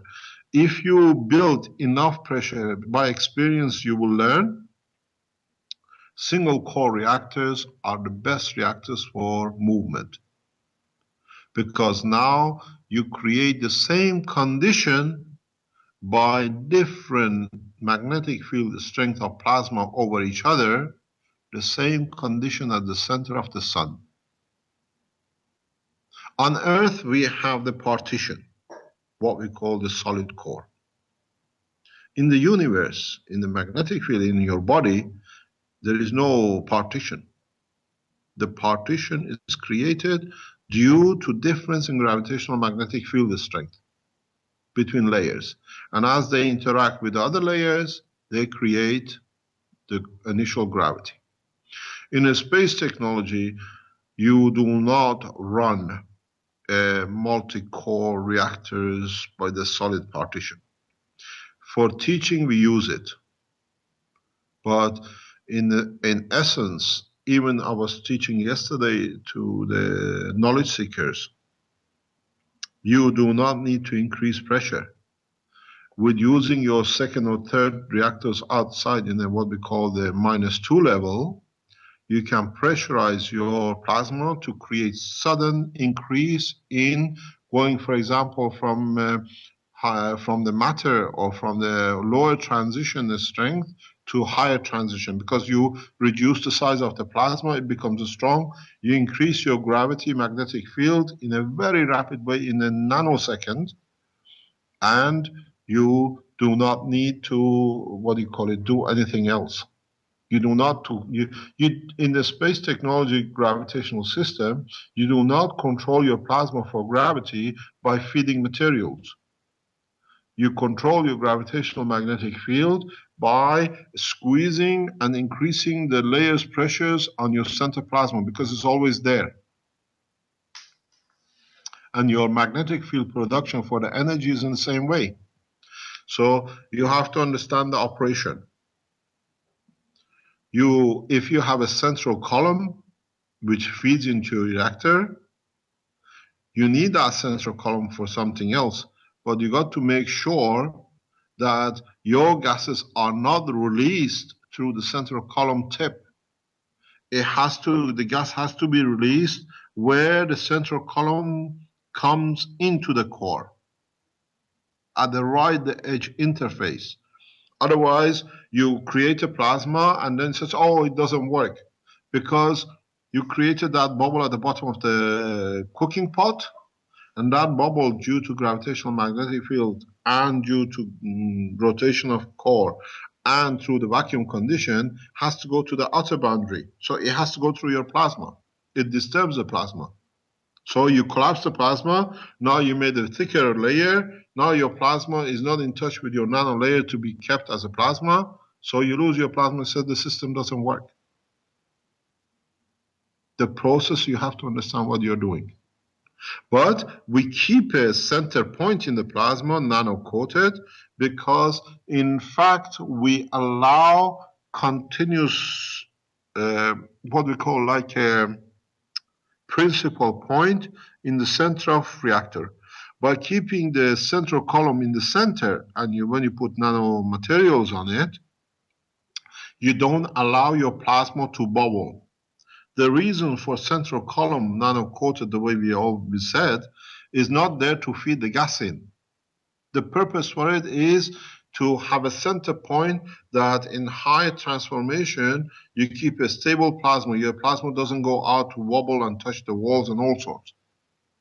The feeding has to come at the point of entry of the central column in your reactor. You feed, it's like you put a blanket on. Can you hear me? Yes, I don't have a central column. Yep. So, in fact, you create multi-layering through your hydrogen. And then you can create a multi-layering through nitrogen and argon or whatever in the same reactor or other reactors. And this gives you the effect of the salt proposition. What you nano-layer as a layering in the reactor dictates how your reactor will be and what it can produce. Because your nano-layering, your what you call blanketing of the gases, is the limit of the matter you want to produce. If you use argon, producing matters up to argon level becomes very easy. Hydrogen sits below, nitrogen sits below, sodium, which is part of the salt, sits below. So your outer layer boundary dictates the material you can produce in your core in so many ways if you want to do it in efficient, continuous production, unless you convert the matter to that level in your plasma field. That's a very advanced technology. The loading table I used for the gases, I use at first 1 centimeter and a half, then 50 centimeters, then 1 centimeter, and then was the pipe to the collector, where all the gases mix, and after that was for loading in the reactor. So I started also with the 1 bar or half bar, and load that bar in 1 centimeter, well, 1 centimeter and a half pipe from diameter 6. That was the starting point. Do you mean you are mixing your gases before you feed them into the core? Yes, that was what I did. But and what did you get? It was only experimenting, you know. Yeah, I've done that. I know, but what did you get? I've done the same experiment as you, mixing and then loading in one go. I had nothing, but I was experimenting for the ceilings with the gases and that stuff. Yeah, it's also because I had a coating on the inside. At first we thought at calcium, but it's very difficult to get it and dangerous too. So now we know we can work with the nano layering, and the core halves are now in almost in the 3rd stage of the layering. So it will be next week. I think they will be ready. I hope. And I teach you a trick. I teach you a trick.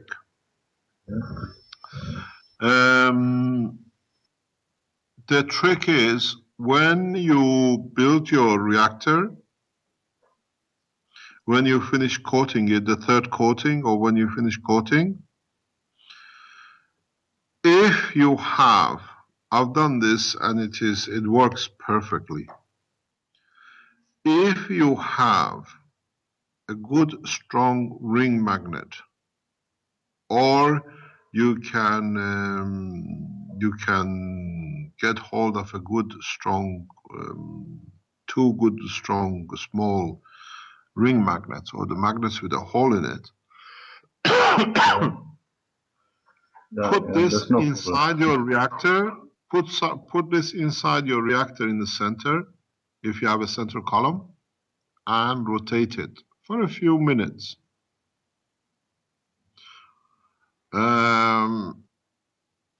If it's easy for you to open your cores and see it, if it's too difficult, you don't need to do it. You'll find out most of the impurities, metallic impurities, and just below iron will be attracted to the center. Or they'll be pushed to the outer boundary below your interface of the nanomaterial and the matter. This will give you a very clean washing of your, what do you call it, matters in the core. Okay. So yeah, if I you don't have a central column. Okay, if you don't have, the other thing you can do is I can make no, but you can do it if you cannot get in there and open it and seal it again. Is get one solid magnet, round magnet. Not you always, when I speak with a magnet, I'm talking about circular magnet, not the rectangular and other shapes. It has to be circular. You get a ring magnet, and you get a what do you call it? A solid magnet, and you spend 10 or 15 minutes literally gluing the matters to the back of nanomaterial. What it is you hold you have to know exactly which one you're doing. You have to use the north pole of the ring magnet, which is the exit point, yes, and you have to use the south pole of the solid magnet. You understand? So yeah, the flow of the field is from the ring to the solid.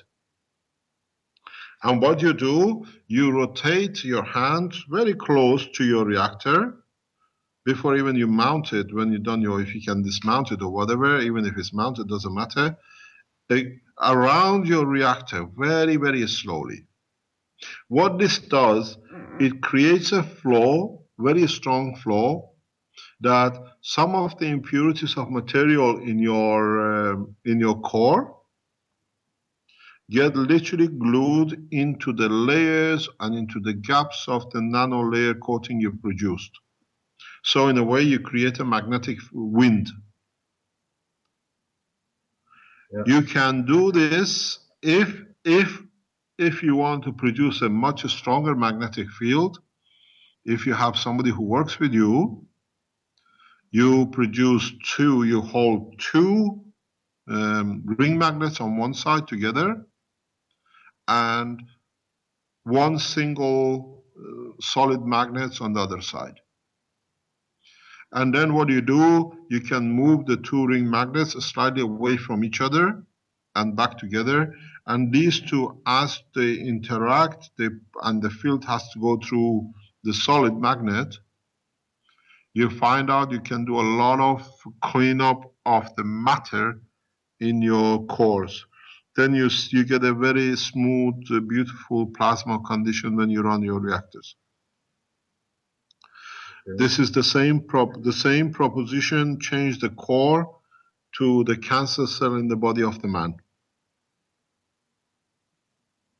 This is what they tell us. Uses empty magnets in your reactors. No, we know exactly what we are doing. So you put the cancer within the boundary and you allow it to push, to go and to come back. And you can energize it. It receives a plasma. You can use with the human body, because it's made of plasma, you don't use a solid in so many ways. You can use solid for specific conditions for bounding, but you can use two ring magnets. So it's a plasma interacting with the plasma of the body of the man. And then what it receives, the body decides what to do with it. But you cannot cause a new disease with it because that magnetic field cannot take more than what it has. So it cannot convert to matter. You understand? Yes. So the same thing you do in your reactors. We have opened the knowledge of the medical application, so there is no limitation. And this is in response to the people who are going around and telling us he just uses a magnet. You stupid people, you don't understand. Your life is made of it. Your life operates through it. You eat through it and you live through it. So, yes. Sorry.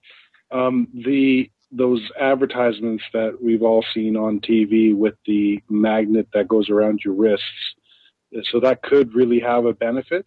There is a question on it. Depends how it's done, and secondly, what they do it and how they produce it. You see people use, they say they create magnetic resonance. Hello? Hello? Yes. Yeah. The people who use magnetic resonance, that is, to me, is totally nonsense. Plasma does not have a resonance. So you cannot, or it does not, that's why you don't see much success with a lot of it, because when you do these things, then you limit to the matter level where you work in the plasma. As I said, a ring magnet carries the full spectrum of the principle, transition, and a matter. And whatever is weak off, whatever it needs to be done, the plasma absorbs. So you do the same thing in your reactors. I was talking yesterday about how you can make vacuum without the high expensive vacuum pumps. You can do the same, creating high vacuum in your reactors using a combination of the magnets. If you, as I was saying yesterday, we don't have a high vacuum pumps in the universe that creates such a vacuum, high vacuum. The lack of matter, or what we call vacuum, as the matter is made of magnetic field, is done by other magnetic fields. So you can create a system that you can vacuum your system without any pump using magnets. The same way as I explained. You glue your matter in the sphere of your plasma to the wall of the plasma, or you push it to be trapped in the sponge of your nanolayers. Or you can do a certain way to extract the material through the pipes and use the filter. It's a more difficult one. But do what exactly is done in the universe. You don't need high vacuum pumps. You can create a most beautiful -8, 10 millibars using several magnets around your reactor. Or you can use in a combination other reactors to create vacuum in the other one. All you do, you extract or you divert the matter from the environment where it is. Its fields will be left behind, but there is no matter. This is what we call a vacuum. This is how vacuum is created. Lack of matter or lack of magnetic field of the certain strength. So if you understood what I explained, we try to make a video of it in the lab and put it on that you can understand. You can produce magnetic winds, and through the magnetic winds extract all the material. But there is something I have to explain. When you create these cleaning up of your reactor, do not go with your ring reactor all over the core. Because what you're going to do, you glue it on one side and you go over it with the other magnet, you push it back in the core again. Do you understand? So what it is, you have to decide which side of the core is going to be the dumping ground. And you do not go over it with the ring magnets. If you choose that you're going to have most of your material in your core to be trapped in the nano layers of the southern half of your reactor core, you do that. But then you don't take your, what you call ring magnets and go on the southern half. Then you release what you absorb back into the core again, and you're trying to glue it somewhere else. So you have to plan your strategy, how you're going to do it, before you close the reactor. Because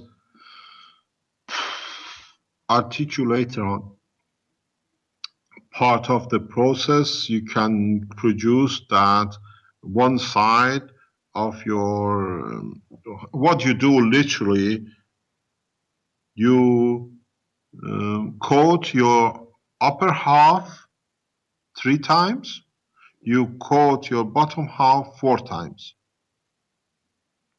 So you use the lower layers to dump in any impurities in the core.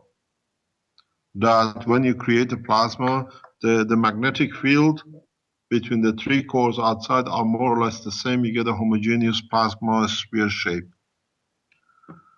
So before you go to the phase of even finishing, you have to create a place. You have to place a dumping area. You have to storage, And in nanomaterial storage, in a GaN state, the storage is done through the gaps and holes.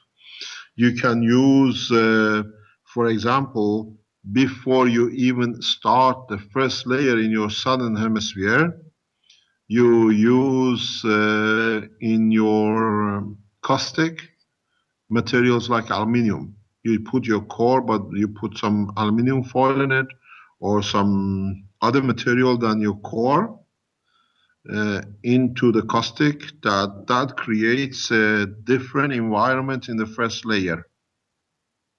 It creates a combination layer. That then you can use that combination layer in your hemisphere, southern hemisphere, as a dumping place. And then you allow your nano coating to be done on the top. I have aluminium foil and PET plastic. Who's speaking? Who's speaking? Here. Oh, good. Can I ask you, I was laughing yesterday about your reactor. Is that the one with the aluminium core? You got the aluminium core. No. Vince, is that you? Stainless steel that's mine. Yeah, that's mine. Okay, yeah. Just 1 second. I wanted to ask a question from Vince. Vince, is your reactor still in the caustic? No, they are in the second process.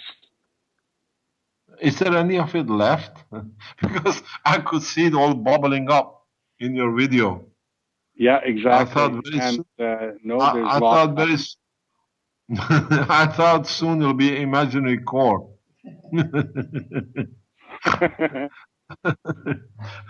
I've seen that. I've done the aluminium. I know you get that process. Okay. Any other question? Yeah, I have another question. We have the benefit to have Joe van der Molenbroek in our group now. And I heard his Joe from Dr. Yo. Yes. Yes. He is with us now in our group. For me, it's more easy because he is living 10 kilometers from here. Yes. Yeah. And I heard several stories from before with the coma patient. And I think I understand now more how you build these simple reactors. And I think it's also with the use of a central magnet. And nano layering also, I think. Yes, yes, yes, yes. I heard you positioned the reactors on several corners of the room and turn them around and to position the plasma on the body of the patient. That's why what I could understand with all the lessons you gave on the workshops. Am I correct? In a way, yes, because as you know, Yo was present because Yo has a different talent and can bring different physical operation into the functioning of the body, and he was present. Actually, his daughter came once or twice as well. How we reversed the coma patient. He was one of the 4 medical people who supported us. And what do you call it? He's seen the whole process, how you can reverse coma. So he can give you a good indication. You have to understand the process. Once you understand the process, the working of the universe is the same, doesn't matter where you are. So I think if I remember, he's seen how we can transfer the functioning of the brain to the nerves of the jaw, and through it allow the brain to do repair, while we could control the physical hand and foot and movement of everything through the nerves of the jaw physically. If he explains to you, he's been there. It's been videoed. We made a video with him when he was there. But that is the total principle. This is the principle of understanding. Part of the process is people say, oh, you use a magnet or whatever. I keep on telling you in a very simple way, nanomaterials is part of the nanomaterial is part of when you clean a magnet before you put it in, your fingerprint on the magnet, where you put it, dictates what protein will be touched in the body. Do you understand? Yes. So if you understand the creation, so your fingerprint, the protein from your fingerprint has an effect on the magnet. This is why these people look for everything and say it's an empty magnet, because they don't understand the essence of creation. Yeah. So you can do the same thing in your reactors. You can do the same thing in your operation control of the reactors in space technology. You put as part of the fingerprint only of the protein of the, what do you call it, of the captain. So in a way, that protein combination, what it gives you, the indication of that life, is this fingerprint in that the computer allows. Because if you have 500 people on board of a plane on the craft, and half of them think they want to go to the left and the other half want to go to the right, you don't know where you're going. And if you don't have a physical control, you control your reactors by fingerprinting of the body of the, what do you call it, the amino acid of the man. And you do the same thing in your medical application. You have to understand the extent of the knowledge, and then you open it up in different ways. He told also that you used coffee pots and things from the hardware store. Now we are all looking for spheres. It's not always easy to get the right stuff, but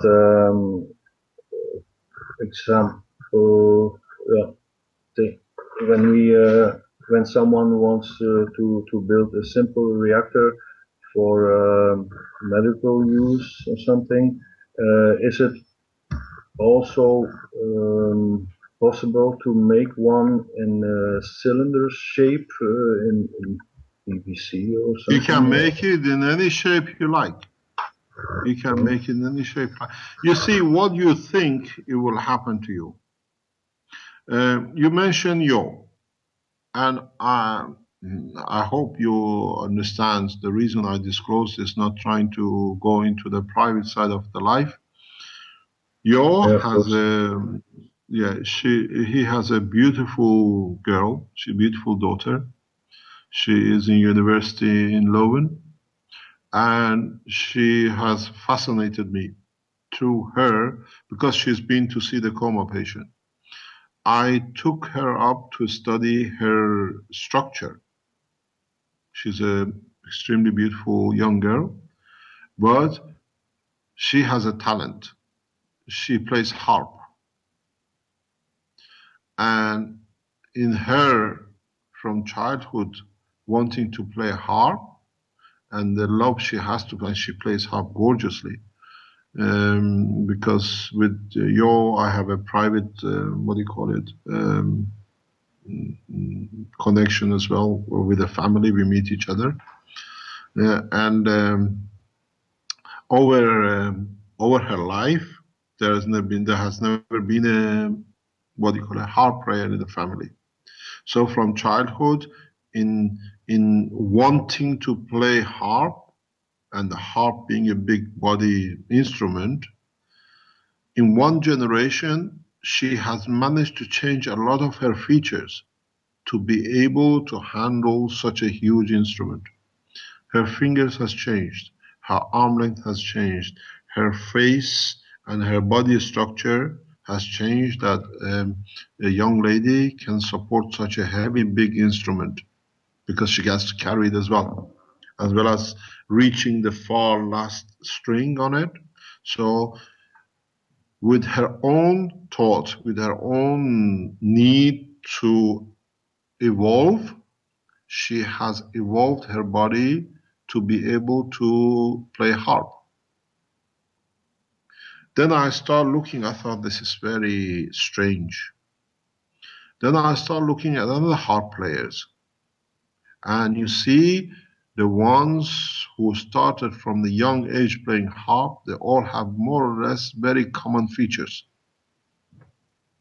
The will to survive, the will to achieve, the field in your psychological section of your brain to achieve a satisfaction of doing something has coded the physical part of the body to make changes, that the arm goes further out, the fingers are longer. And it's done in one generation by one person. So in looking at her, I adore her, playing harp. She was playing harp, but I was looking at how evolution has happened.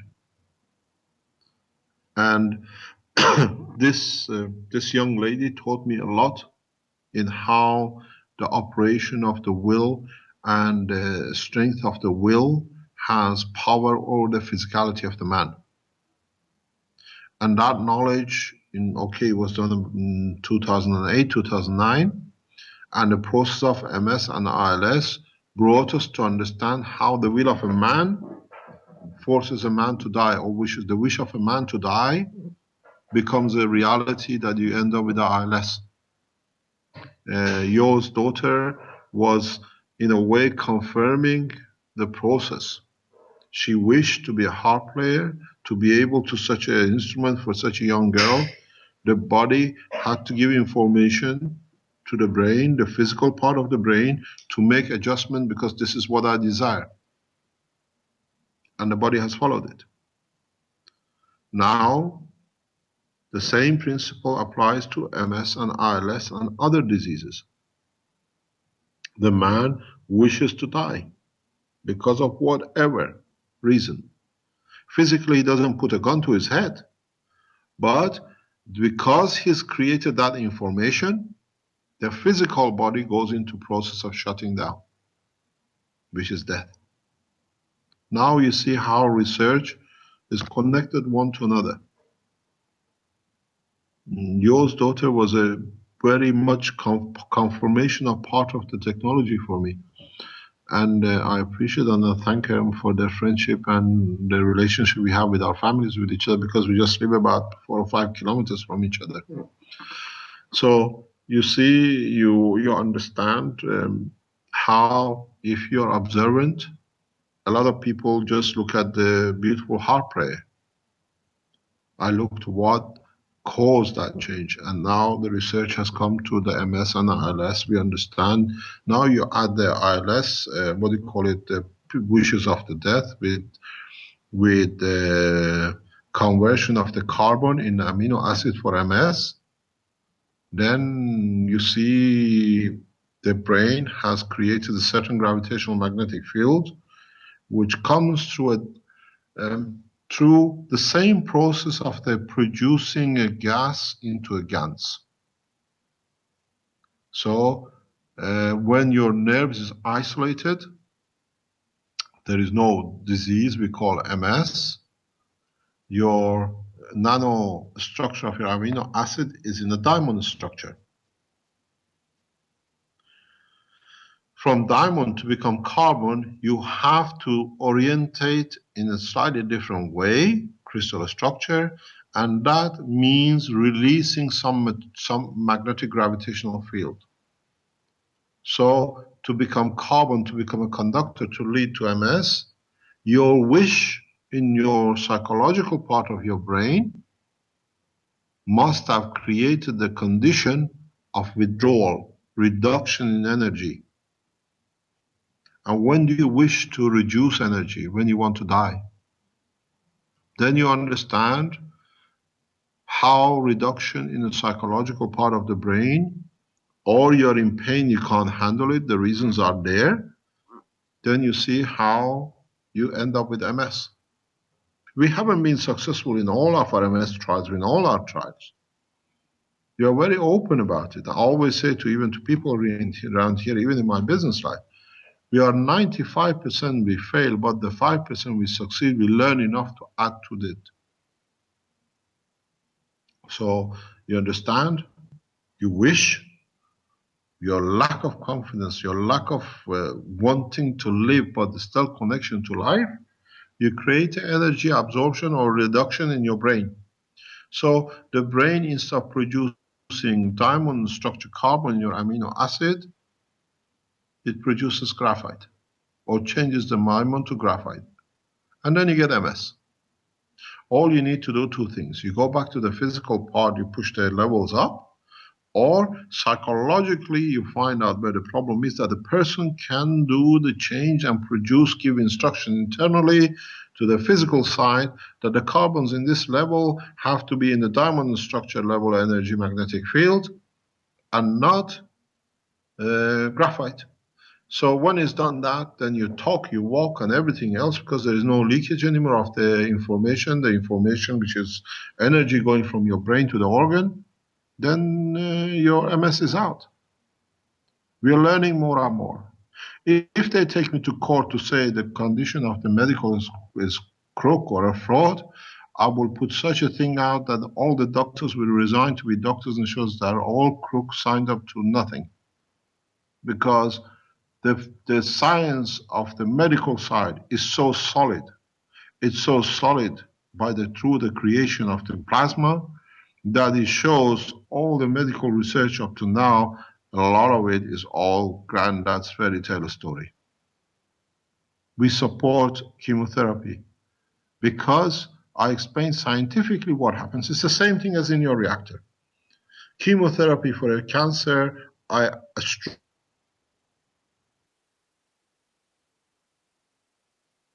the material they give can destroy, can give enough energy that the cancer cell dies. But one of the problems, they are making it more targeted cancer. But at the end, when we cannot do at the moment, these chemicals, which are absorbed into the digestion system, into the blood, they release a huge amount of energy into the body system. It's like you eating like dates, if you understand, between the warm and cold food. Yeah, you release huge amount of energy into the digestion system. These energies literally have to be given somewhere. In your lymph, these energies are given to your cells. So what happens when you give an energy to a cell? What happens when you blow air into the balloon? It expands. So when the cell gets too much energy, it expands. It's not a normal size. It absorbs more energy. So as your lymph passes and part of your lymph goes through your bone structure to become part of your bone marrow to immune system, now you have a balloon blocking the holes in your bone, which are supposed to become part of your lymph, to become part of your immune system. So chemotherapy doesn't kill you. Chemotherapy doesn't reduce your immune system. Expansion of the cells in your limbs cause the blockage of the bone to absorb very, very low energy but very strong limbs through the bone structure to your bone marrow. Where do you think your bone marrow comes from? Bone marrow is when your lymph passes through your bone structure. And then the body causes it to be absorbed through the blood circulation into your body. So chemo increases the volume of the cell. The volume of the cell starts being 1 centimeter, and the hole which is made by our ancestors through our DNA is 1.1 millimeter, let's say, or let's say the lymph is 1 micron and this is 1.1 micron. So the lymph used to go through this hole and become part of this, and we have a perfect immune system. Now, because of the energy which is delivered by chemotherapy, the size of the cell in the lymph is 1.2 millimeter. It cannot go through the hole. Not only it cannot go through the hole, it blocks the hole too. So you receive less lymph through your bone structure to go become bone marrow, to become part of your immune system. And most of the people die because of cancer or chemotherapy because they don't produce immune system. Now we developed a technology where we can take the energy from the lymph and it becomes again back to 1 micron. So now it goes through health. We have a confirmed data by a doctor who's sick in Germany confirming the technology is correct and is monitored by 2 or 3 other doctors. We receive a blood test every week.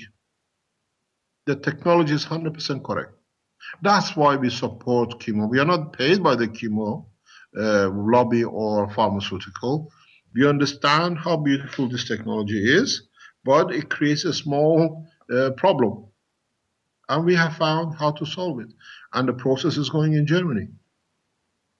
The ones which use the system and it doesn't give the result we are looking for, it doesn't mean the technology is wrong. It means we haven't understood the process of the conversion and the size. So you see a guy using the ILS system and he makes so much improvement. We make a system for ILS for another one. We don't see the same improvement. Because it means his amino acid combination with the minerals in his body is slightly different than the system. So we have to change the system, all fine. This is why we are asking for the second generation 25 scientists to come and do things. Because now we understand the full structure, we put it into data that anybody around the world can produce it. It was the same, we were talking with Mr. Cho with the Chinese Keshe Foundation in China yesterday on the Skype. He said, how you look to, if you don't license, how do you expect, to have an income? I said, we leave it to the people. If they benefit by it and they only want to take it, that's theirs. There's no problem. But in time, people have to learn. He said it's a new way of doing things. This is how the technology freely is becoming a knowledge to public. We didn't come ask, can you pay us this? Can you pay us that? If you want this, we put the Fukushima on. We meet with the authorities. We meet with the technologies getting to Japan for TEPCO to use. I tell you something very direct. These people who are trying to stop us with the Keshe Foundation for their own clandestine situations or whatever, you boys, you're going to need this technology for you and your family more than anybody else. When you cry to save your own lives, you stop the technology, you have to surrender to your meager life. Support us, we support the human race. Instead of going through all these, we know what you're writing, we see what you're doing. We knew the picture before you put it on the net, days before, weeks before, months before. People inside you telling us what's happening, not people from outside. People closest to you, which is your own soul, gives the information away before you physically open your mouth. This is what I thought to people here. In a space, you come across things which to you, you're used to physicality. The only way you know there is another being in your presence is when your magnetic gravitational field of your body interacts with the field which they carry out their existence, and then you know the presence. Thou shalt not steal and thou shalt not kill. When you plan and you work this way, we are aware of it. We are within you and amongst you. And the spy to you is your own soul. So stop this stupid process, understand what it is, and collaborate to help the others. As the knowledge seekers told you this morning, they've seen how easily by principle you can produce code. One neutron. Any questions? Thank you. Mr. Keshe? Yes? Hello? This is James. Professor Gao has joined us, so I just want to introduce you to him. He's the professor at the Beihang University in China, one of the top aerospace aeronautic university in China. So please say hello to Professor Gao. Good morning, or good afternoon to you, Professor. Yeah, I'm very glad to be here. I've heard of Professor Keshe's name for a long time, so I'm very glad here. Okay, do you hear me? Yes, thank you very much for your presence. I would like to extend our hand to you and your university and the Chinese aerospace to join us to develop this space technology. Maybe you can carry this hand of friendship from the foundation to your government, that through your connections, we open our doors. You can bring your scientists into us, or we come to you to collaborate to do this technology together. Yes, I think the collaboration between us would be benefit, give us mutual benefit, and benefits all human beings. I think if you speak to Mr. Cho, I've been to China, I met with your officials and leading group about 6 years ago. I'm prepared to come back and collaborate with you, or if you like to join us here in Italy, for us as two groups to be able to develop this space technology for all aspects with your government and with your university. Yeah, I would do my better to make these things possible. The cooperation, I will report to my leaders. Mr. Cho knows that one of our members of the Knowledge Seekers panels is coming to Japan. She'll be there by the end of this month. She will be carrying some of the materials which we have made for Fukushima for testing with is it 3 different groups? 2 different groups in Tokyo by the end of this month. So it'll be nice if you want to access, or we can send you through James' connection in Tokyo some of the material. Otherwise, I invite you to join us here with your students, or we can do direct teaching together without moving. Because to me, I have a lot of respect for Chinese and Chinese system and Chinese government. The respect has come out of collaboration and understanding over years. So I see China and Russia as a easy way for development of the spaceship technology program. And it'll be nice if you could organize for us to collaborate. Yeah, that would be fine. Thank you very much. Is there any question you want to ask us? No, right now I have no problem. Thank you. Thank you very much indeed, Professor. We speak later on, James, to sort things out. Yes, I'll do that. I will contact you again. Yes, hello, can you hear me? Yes, I can hear you. Okay, James. I will. Yes, Thanks. Thank you very much.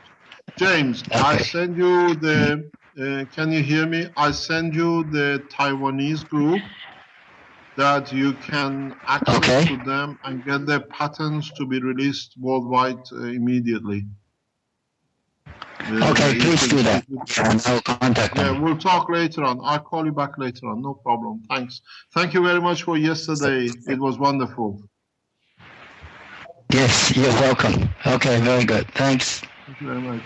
Is there any other questions?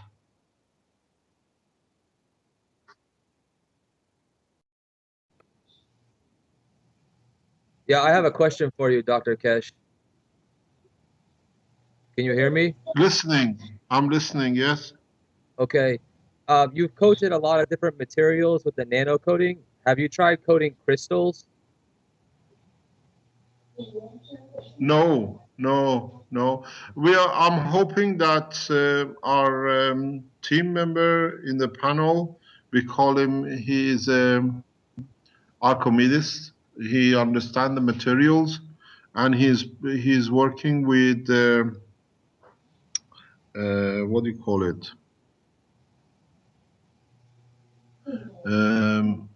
With clay, with what do you call it? Ceramics. So the next step with him, I think it'll be crystals. Okay. Also, to create do you have any experience? Do you have any experience with crystals? A little bit. I'm a chemist, but I also create just chemistry from college. But I create these orgon devices. They're pyramids, and they emit an energy, and I can transition the energy so you can photograph it. But I wanted to know, people also call it chi or prana, and how it relates to the energy fields that you know about. Pyramids, if you make it with a crystal or any pyramid, if you put 2 pyramids together back to back, you get very much near structure of diamond structure, crystal. If you do it the right way, if you understand the positioning of it. So pyramids have an energy release or absorption. If you understood the structure of their material when it converts from the gas to a GANs. I understand that. It depends how you make your crystal. Your pyramid can become a GANs or can become a matter. Then it releases or absorbs energy from its environment, and that energy, due to the structure, the shape of the structure of the crystal lattice of your pyramid, this is what a lot of people don't understand, and they say pyramid does this and that. Pyramid has its other half in the ground. Or as you put it on the table, the pyramid itself, you see the physical half in one part, but the other magnetic gravitational field of the structure sits below it. And at the same time, because of its structure, absorbs or releases, depending on how it's done and how it's been made, or what is made of, certain energies according to the structure. So you convert, you absorb, or they say pyramid has a special effect. Pyramid has a crystal lattice structure, which you physically see half of it.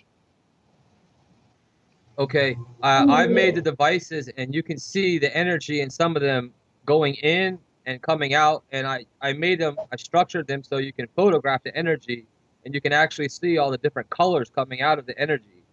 It's beautiful. Yes, because it is a pyramid is a crystal lattice structure. It's the same as, because it's a usually what you say mono or maybe multi, depends what you do it. Depends where the focal point of the transfer is. Some people put apple or fruit on the pyramid and say it stays a long time very good. Or people put things on the pyramid. You absorb or extract the energy according to the shape and what you put under it, because it's I always say pyramid is like an iceberg. We only see part of it, and the other half is hidden under the water. And this is what people don't understand. Okay. Also, the how do you calculate the gravitational field point for a destination in space from far distance, like another galaxy? How would you create It's the a field in the fingerprint. reactor? It's a fingerprint. Well, I'll teach that later on. Okay. It's what they call it's a zero communication system we talked about before. Every galaxy has its own zero communication line. You have to. It's very easy to enter with. It's like the light which comes from the star. You see it. You can link into it, and then you measure its field at a point, because it's filled with you, and at the point of the release is more or less the same. And each magnetic field of each star is like a man's fingerprint. Not two are the same. Okay, I understand. The transportation is not by any other thing, but that literally is, if you have a magnet and you put a magnet next to a wood, it won't touch the wood. But if you have another magnet, it pulls it to itself. So with this technology, you can create the magnetic field, as always, of a wood or of glass or whatever you like. Because now we have the knowledge to vary gravity and the magnetic field together. When you do, this has been one of the part of the problem of the communications, satellites and communication and transportation, is we always look at the magnetic field. But if you look at the magnetic and gravitational field, then it's a specific fingerprint, and then you lock into it. That's how matters attract each other. Because the gravitational and magnetic field matches, not just the magnetic field. And when it matches, it's instantaneous. You become part of you're in the ocean of the same field. Okay. And then if you go closer, pardon? Go ahead. And then if you go closer to the inner part of it, you go with the speed of the transition, or the speed of the plasma of the seed of the, what do you call it, the principal matter. And when there is something very important to understand, when you travel within the, what I call a field of the magnetic field, gravitational field of a destination point, you will find out you're totally protected in your speed of travel. So okay, also, carry on. I had a near-death experience a few years ago, and I got to cross over to the other side, like people say. And ever since then, I have certain ESP abilities, and I can access that point in my head with the gravitational field from the emotional mind. I can increase the energy field strength through my body, but I don't really know how to control it to do anything with it. You got to teach yourself. One of the ways to do, if you got a crystal and you say you work with the crystals and the pyramid, this is what I was teaching yesterday. Your body creates gravitational magnetic field of a strength. I put a small magnet on the table, and I said to the knowledge seekers, sit here and concentrate your fields till you can move the magnet. And if you can manage to go low enough, you interact is the same way. So you do the same thing. If you've got a crystal which you can see the fields or measure it and see the color of it, then sit in front of it and measure what colors you change. You won't change everything, but consider the environmental, and then you see how much you can control the fields from your brain into the crystal. And then you understand how the future reactors will be done, will be controlled. That's cool. Because this is, do it and put the pictures on the Keshe Foundation YouTube, or give it to Rick to do it, or we post it around. Yeah, I shared pictures already. But sit in front of it. Sit in front of it and make sure there is nobody else to interfere with, and see how the magnetic gravitational field of your brain, what you call thoughts, because it's the same, in interacting with the crystal will change. And think the same thing twice and see you get the same color, the same combination. And we can learn from you. It's a beautiful way. I would love to see how the experiment turns out, because this will show us a way into the future how to assess controls. Okay, also, when I do this, there is a physical response in my body. It creates what people call goosebumps or the chills, and depending on the strength of the field I create, it depends on how it shows the thickness or what you can see the amount on the places of different parts of my body. You're not the first one I heard that can do this. I know one or two other people. So I know exactly what I'm telling you. If you do that, you will see it. My wife used to be busy with these things years and years ago. And Dirk Lorenz, he has these pyramids and he does. So I've seen close-hand how they do what they do and what can be done. But if you have a crystal structure, you can see and observe the change of the color. That will teach us a lot. I like to be your student. Okay, I will post the pictures and I'll make some videos, because I can show people how to build the pyramids so they can see the energy. Please ask Rick private. He'll give you my private email, and send these things to me through my private email. Okay. Because and then I'll talk to you. Maybe we put learning sessions with you that you can teach us. Sounds good. Thank you very much. Next question. Any other question?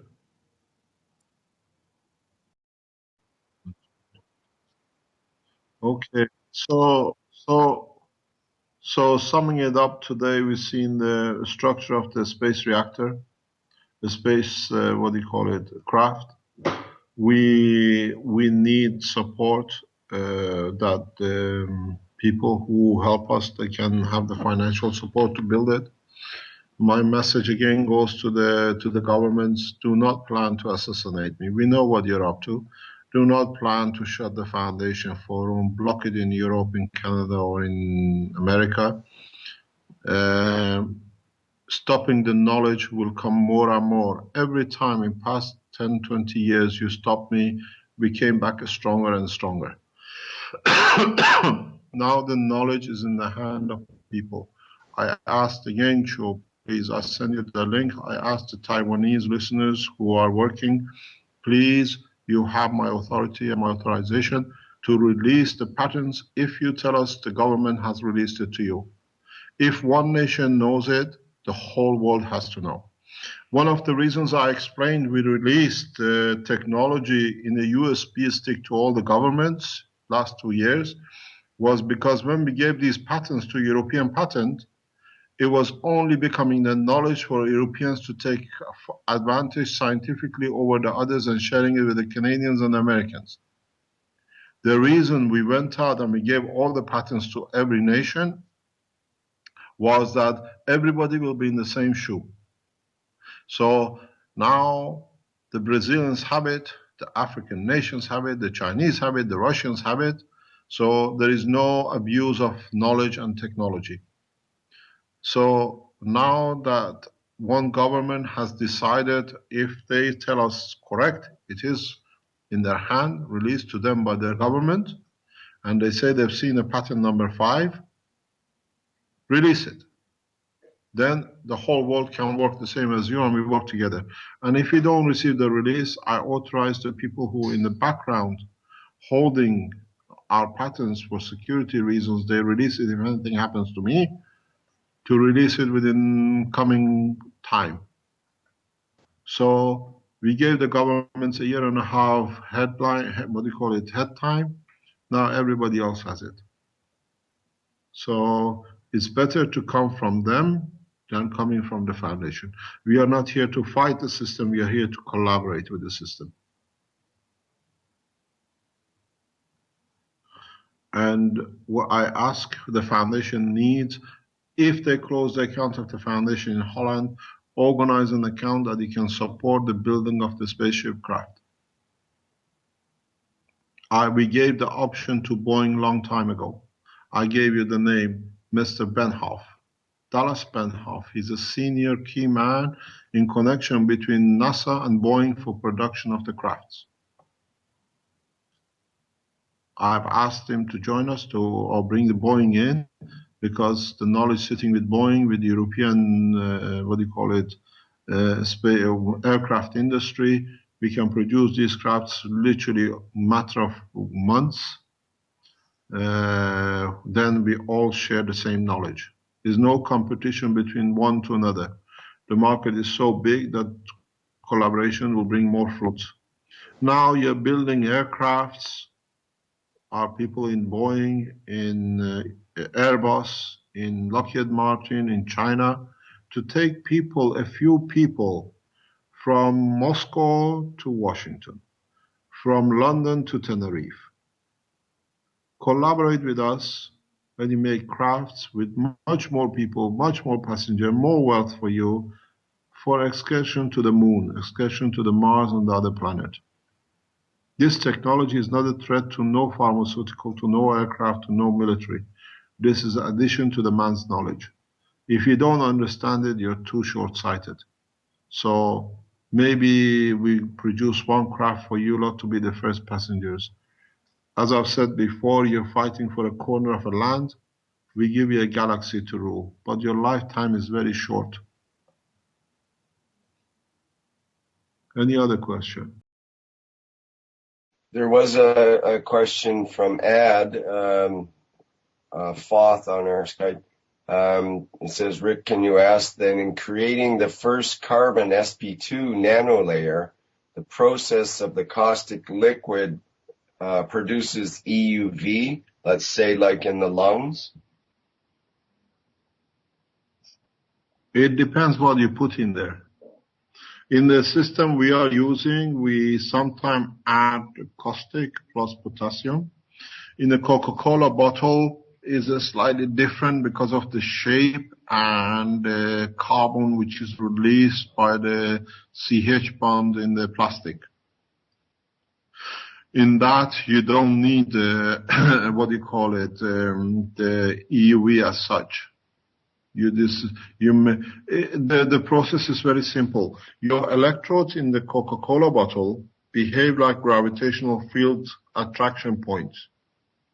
So in that process, the gravitational field attraction of the copper in the layers, if you do it the right way, matches the carbon in the neck of the Coca-Cola bottle, and he extracts it because the two fields match. That's why sometimes you use a Coca-Cola bottle and you see no loss of the head, and in some cases you can. Because in the layer which you produce, because as you produce nano layers, each layer on top of another layer is exactly like the gas layers in your reactor. As you put more hydrogen, you create another layer of plasma of a hydrogen, but it's not the same as the first one. So it stays as a different layer. And these layers create different gravitational magnetic field. And if your gravitational magnetic field in one or two of the layers, nano layers you produce, matches the gravitational magnetic field of the carbon, which is in the neck of the thread neck of the cup Coca-Cola bottle, will pull it out. That's how you do the disassociation. Not with caustic, but with the gravitational magnetic field which is created on the layers of electrode. You look at the wrong way. If the reason we use Coca-Cola bottle, and it doesn't happen with others, is very much like a steel. You can make a steel, but if you roll it in different way and mix it in different materials, you get a stainless steel. It's the same thing. It's the way the compression is created on a Coca-Cola bottle on the thread end allows to the crystal structure of the carbon is very much matching to one of the layers in the copper electrodes, nano layers. So you get the absorption. That's why if you read the report of the IMAC, it says they see clusters. Where you see the clusters? Somewhere in the layer of your nanomaterials on the copper electrode, the gravitational magnetic field of the carbon matching to the neck of the Coca-Cola bottle is created, and they're all attracted to one position. The same as we said, create the gravitational magnetic field of the destination planet, you get absorbed to it. This is a good example of it in a micro and a macro level. There is no magic. You got to understand the carbon just doesn't jump from one to another. Your layers, because of the layering, when you can see a nano layer, when you see a dark matter on your electrode, is thousands and thousands and thousands of layers that you can physically see it. One nano layer cannot be seen by a naked eye. So when you create thousands and thousands of layers, magnetic fields on top of each other, you literally do one thing. Get a stick, put 20, 30, 40 ring magnets in it. And then when you push one, you see the whole move to create a position accommodation. Or if you push it together in a very tight pack, you see they absorb different matters to themselves. You can do this with the ring magnets. I've done it. So you create a cluster of carbon on your electrode, as is in the report of the IMAC, not by nuclear material, not by radiation. It's literally your layers create gravitational magnetic fields of the crystal structure of the carbon in the neck, which is very much in resonance, very much near to each other. So it pulls out the carbon out onto it, releases atomic hydrogen, and you see your thread is disappearing. So part of it's literally like you put a dust of iron on a table and bring a magnet. When you get to a certain field near enough, the dust, part of it, come absorb. Now you create that magnetic gravitation for the carbon on your nano layers as they compress between each other. Because there are different layers and they produce it. That's how you extract it. If you create another layer, which you have to use aluminium, you'll find that you'll have clusters of hydrogen, atomic hydrogen on your electrodes. Test it, you understand the process. Don't look at the physicality. Any other question? Hello, are we finished? Quiet out there. Yeah. Maybe we should let you go at this point. Yes. Delivered a lot of information that time around as well. Yeah, we will start releasing now. There is 8 of them. The thing is, if I don't tell you the correct way, and this the team of knowledge seekers put knowledge outside and is half cooked, it can be dangerous. As an old Indian says, they says, Nim Hakim Khatar Jan, which means, this old Indian proverb, which means half doctor is dangerous to life, because he knows half of the knowledge. That's why we teach the knowledge fully and try to explain to understand.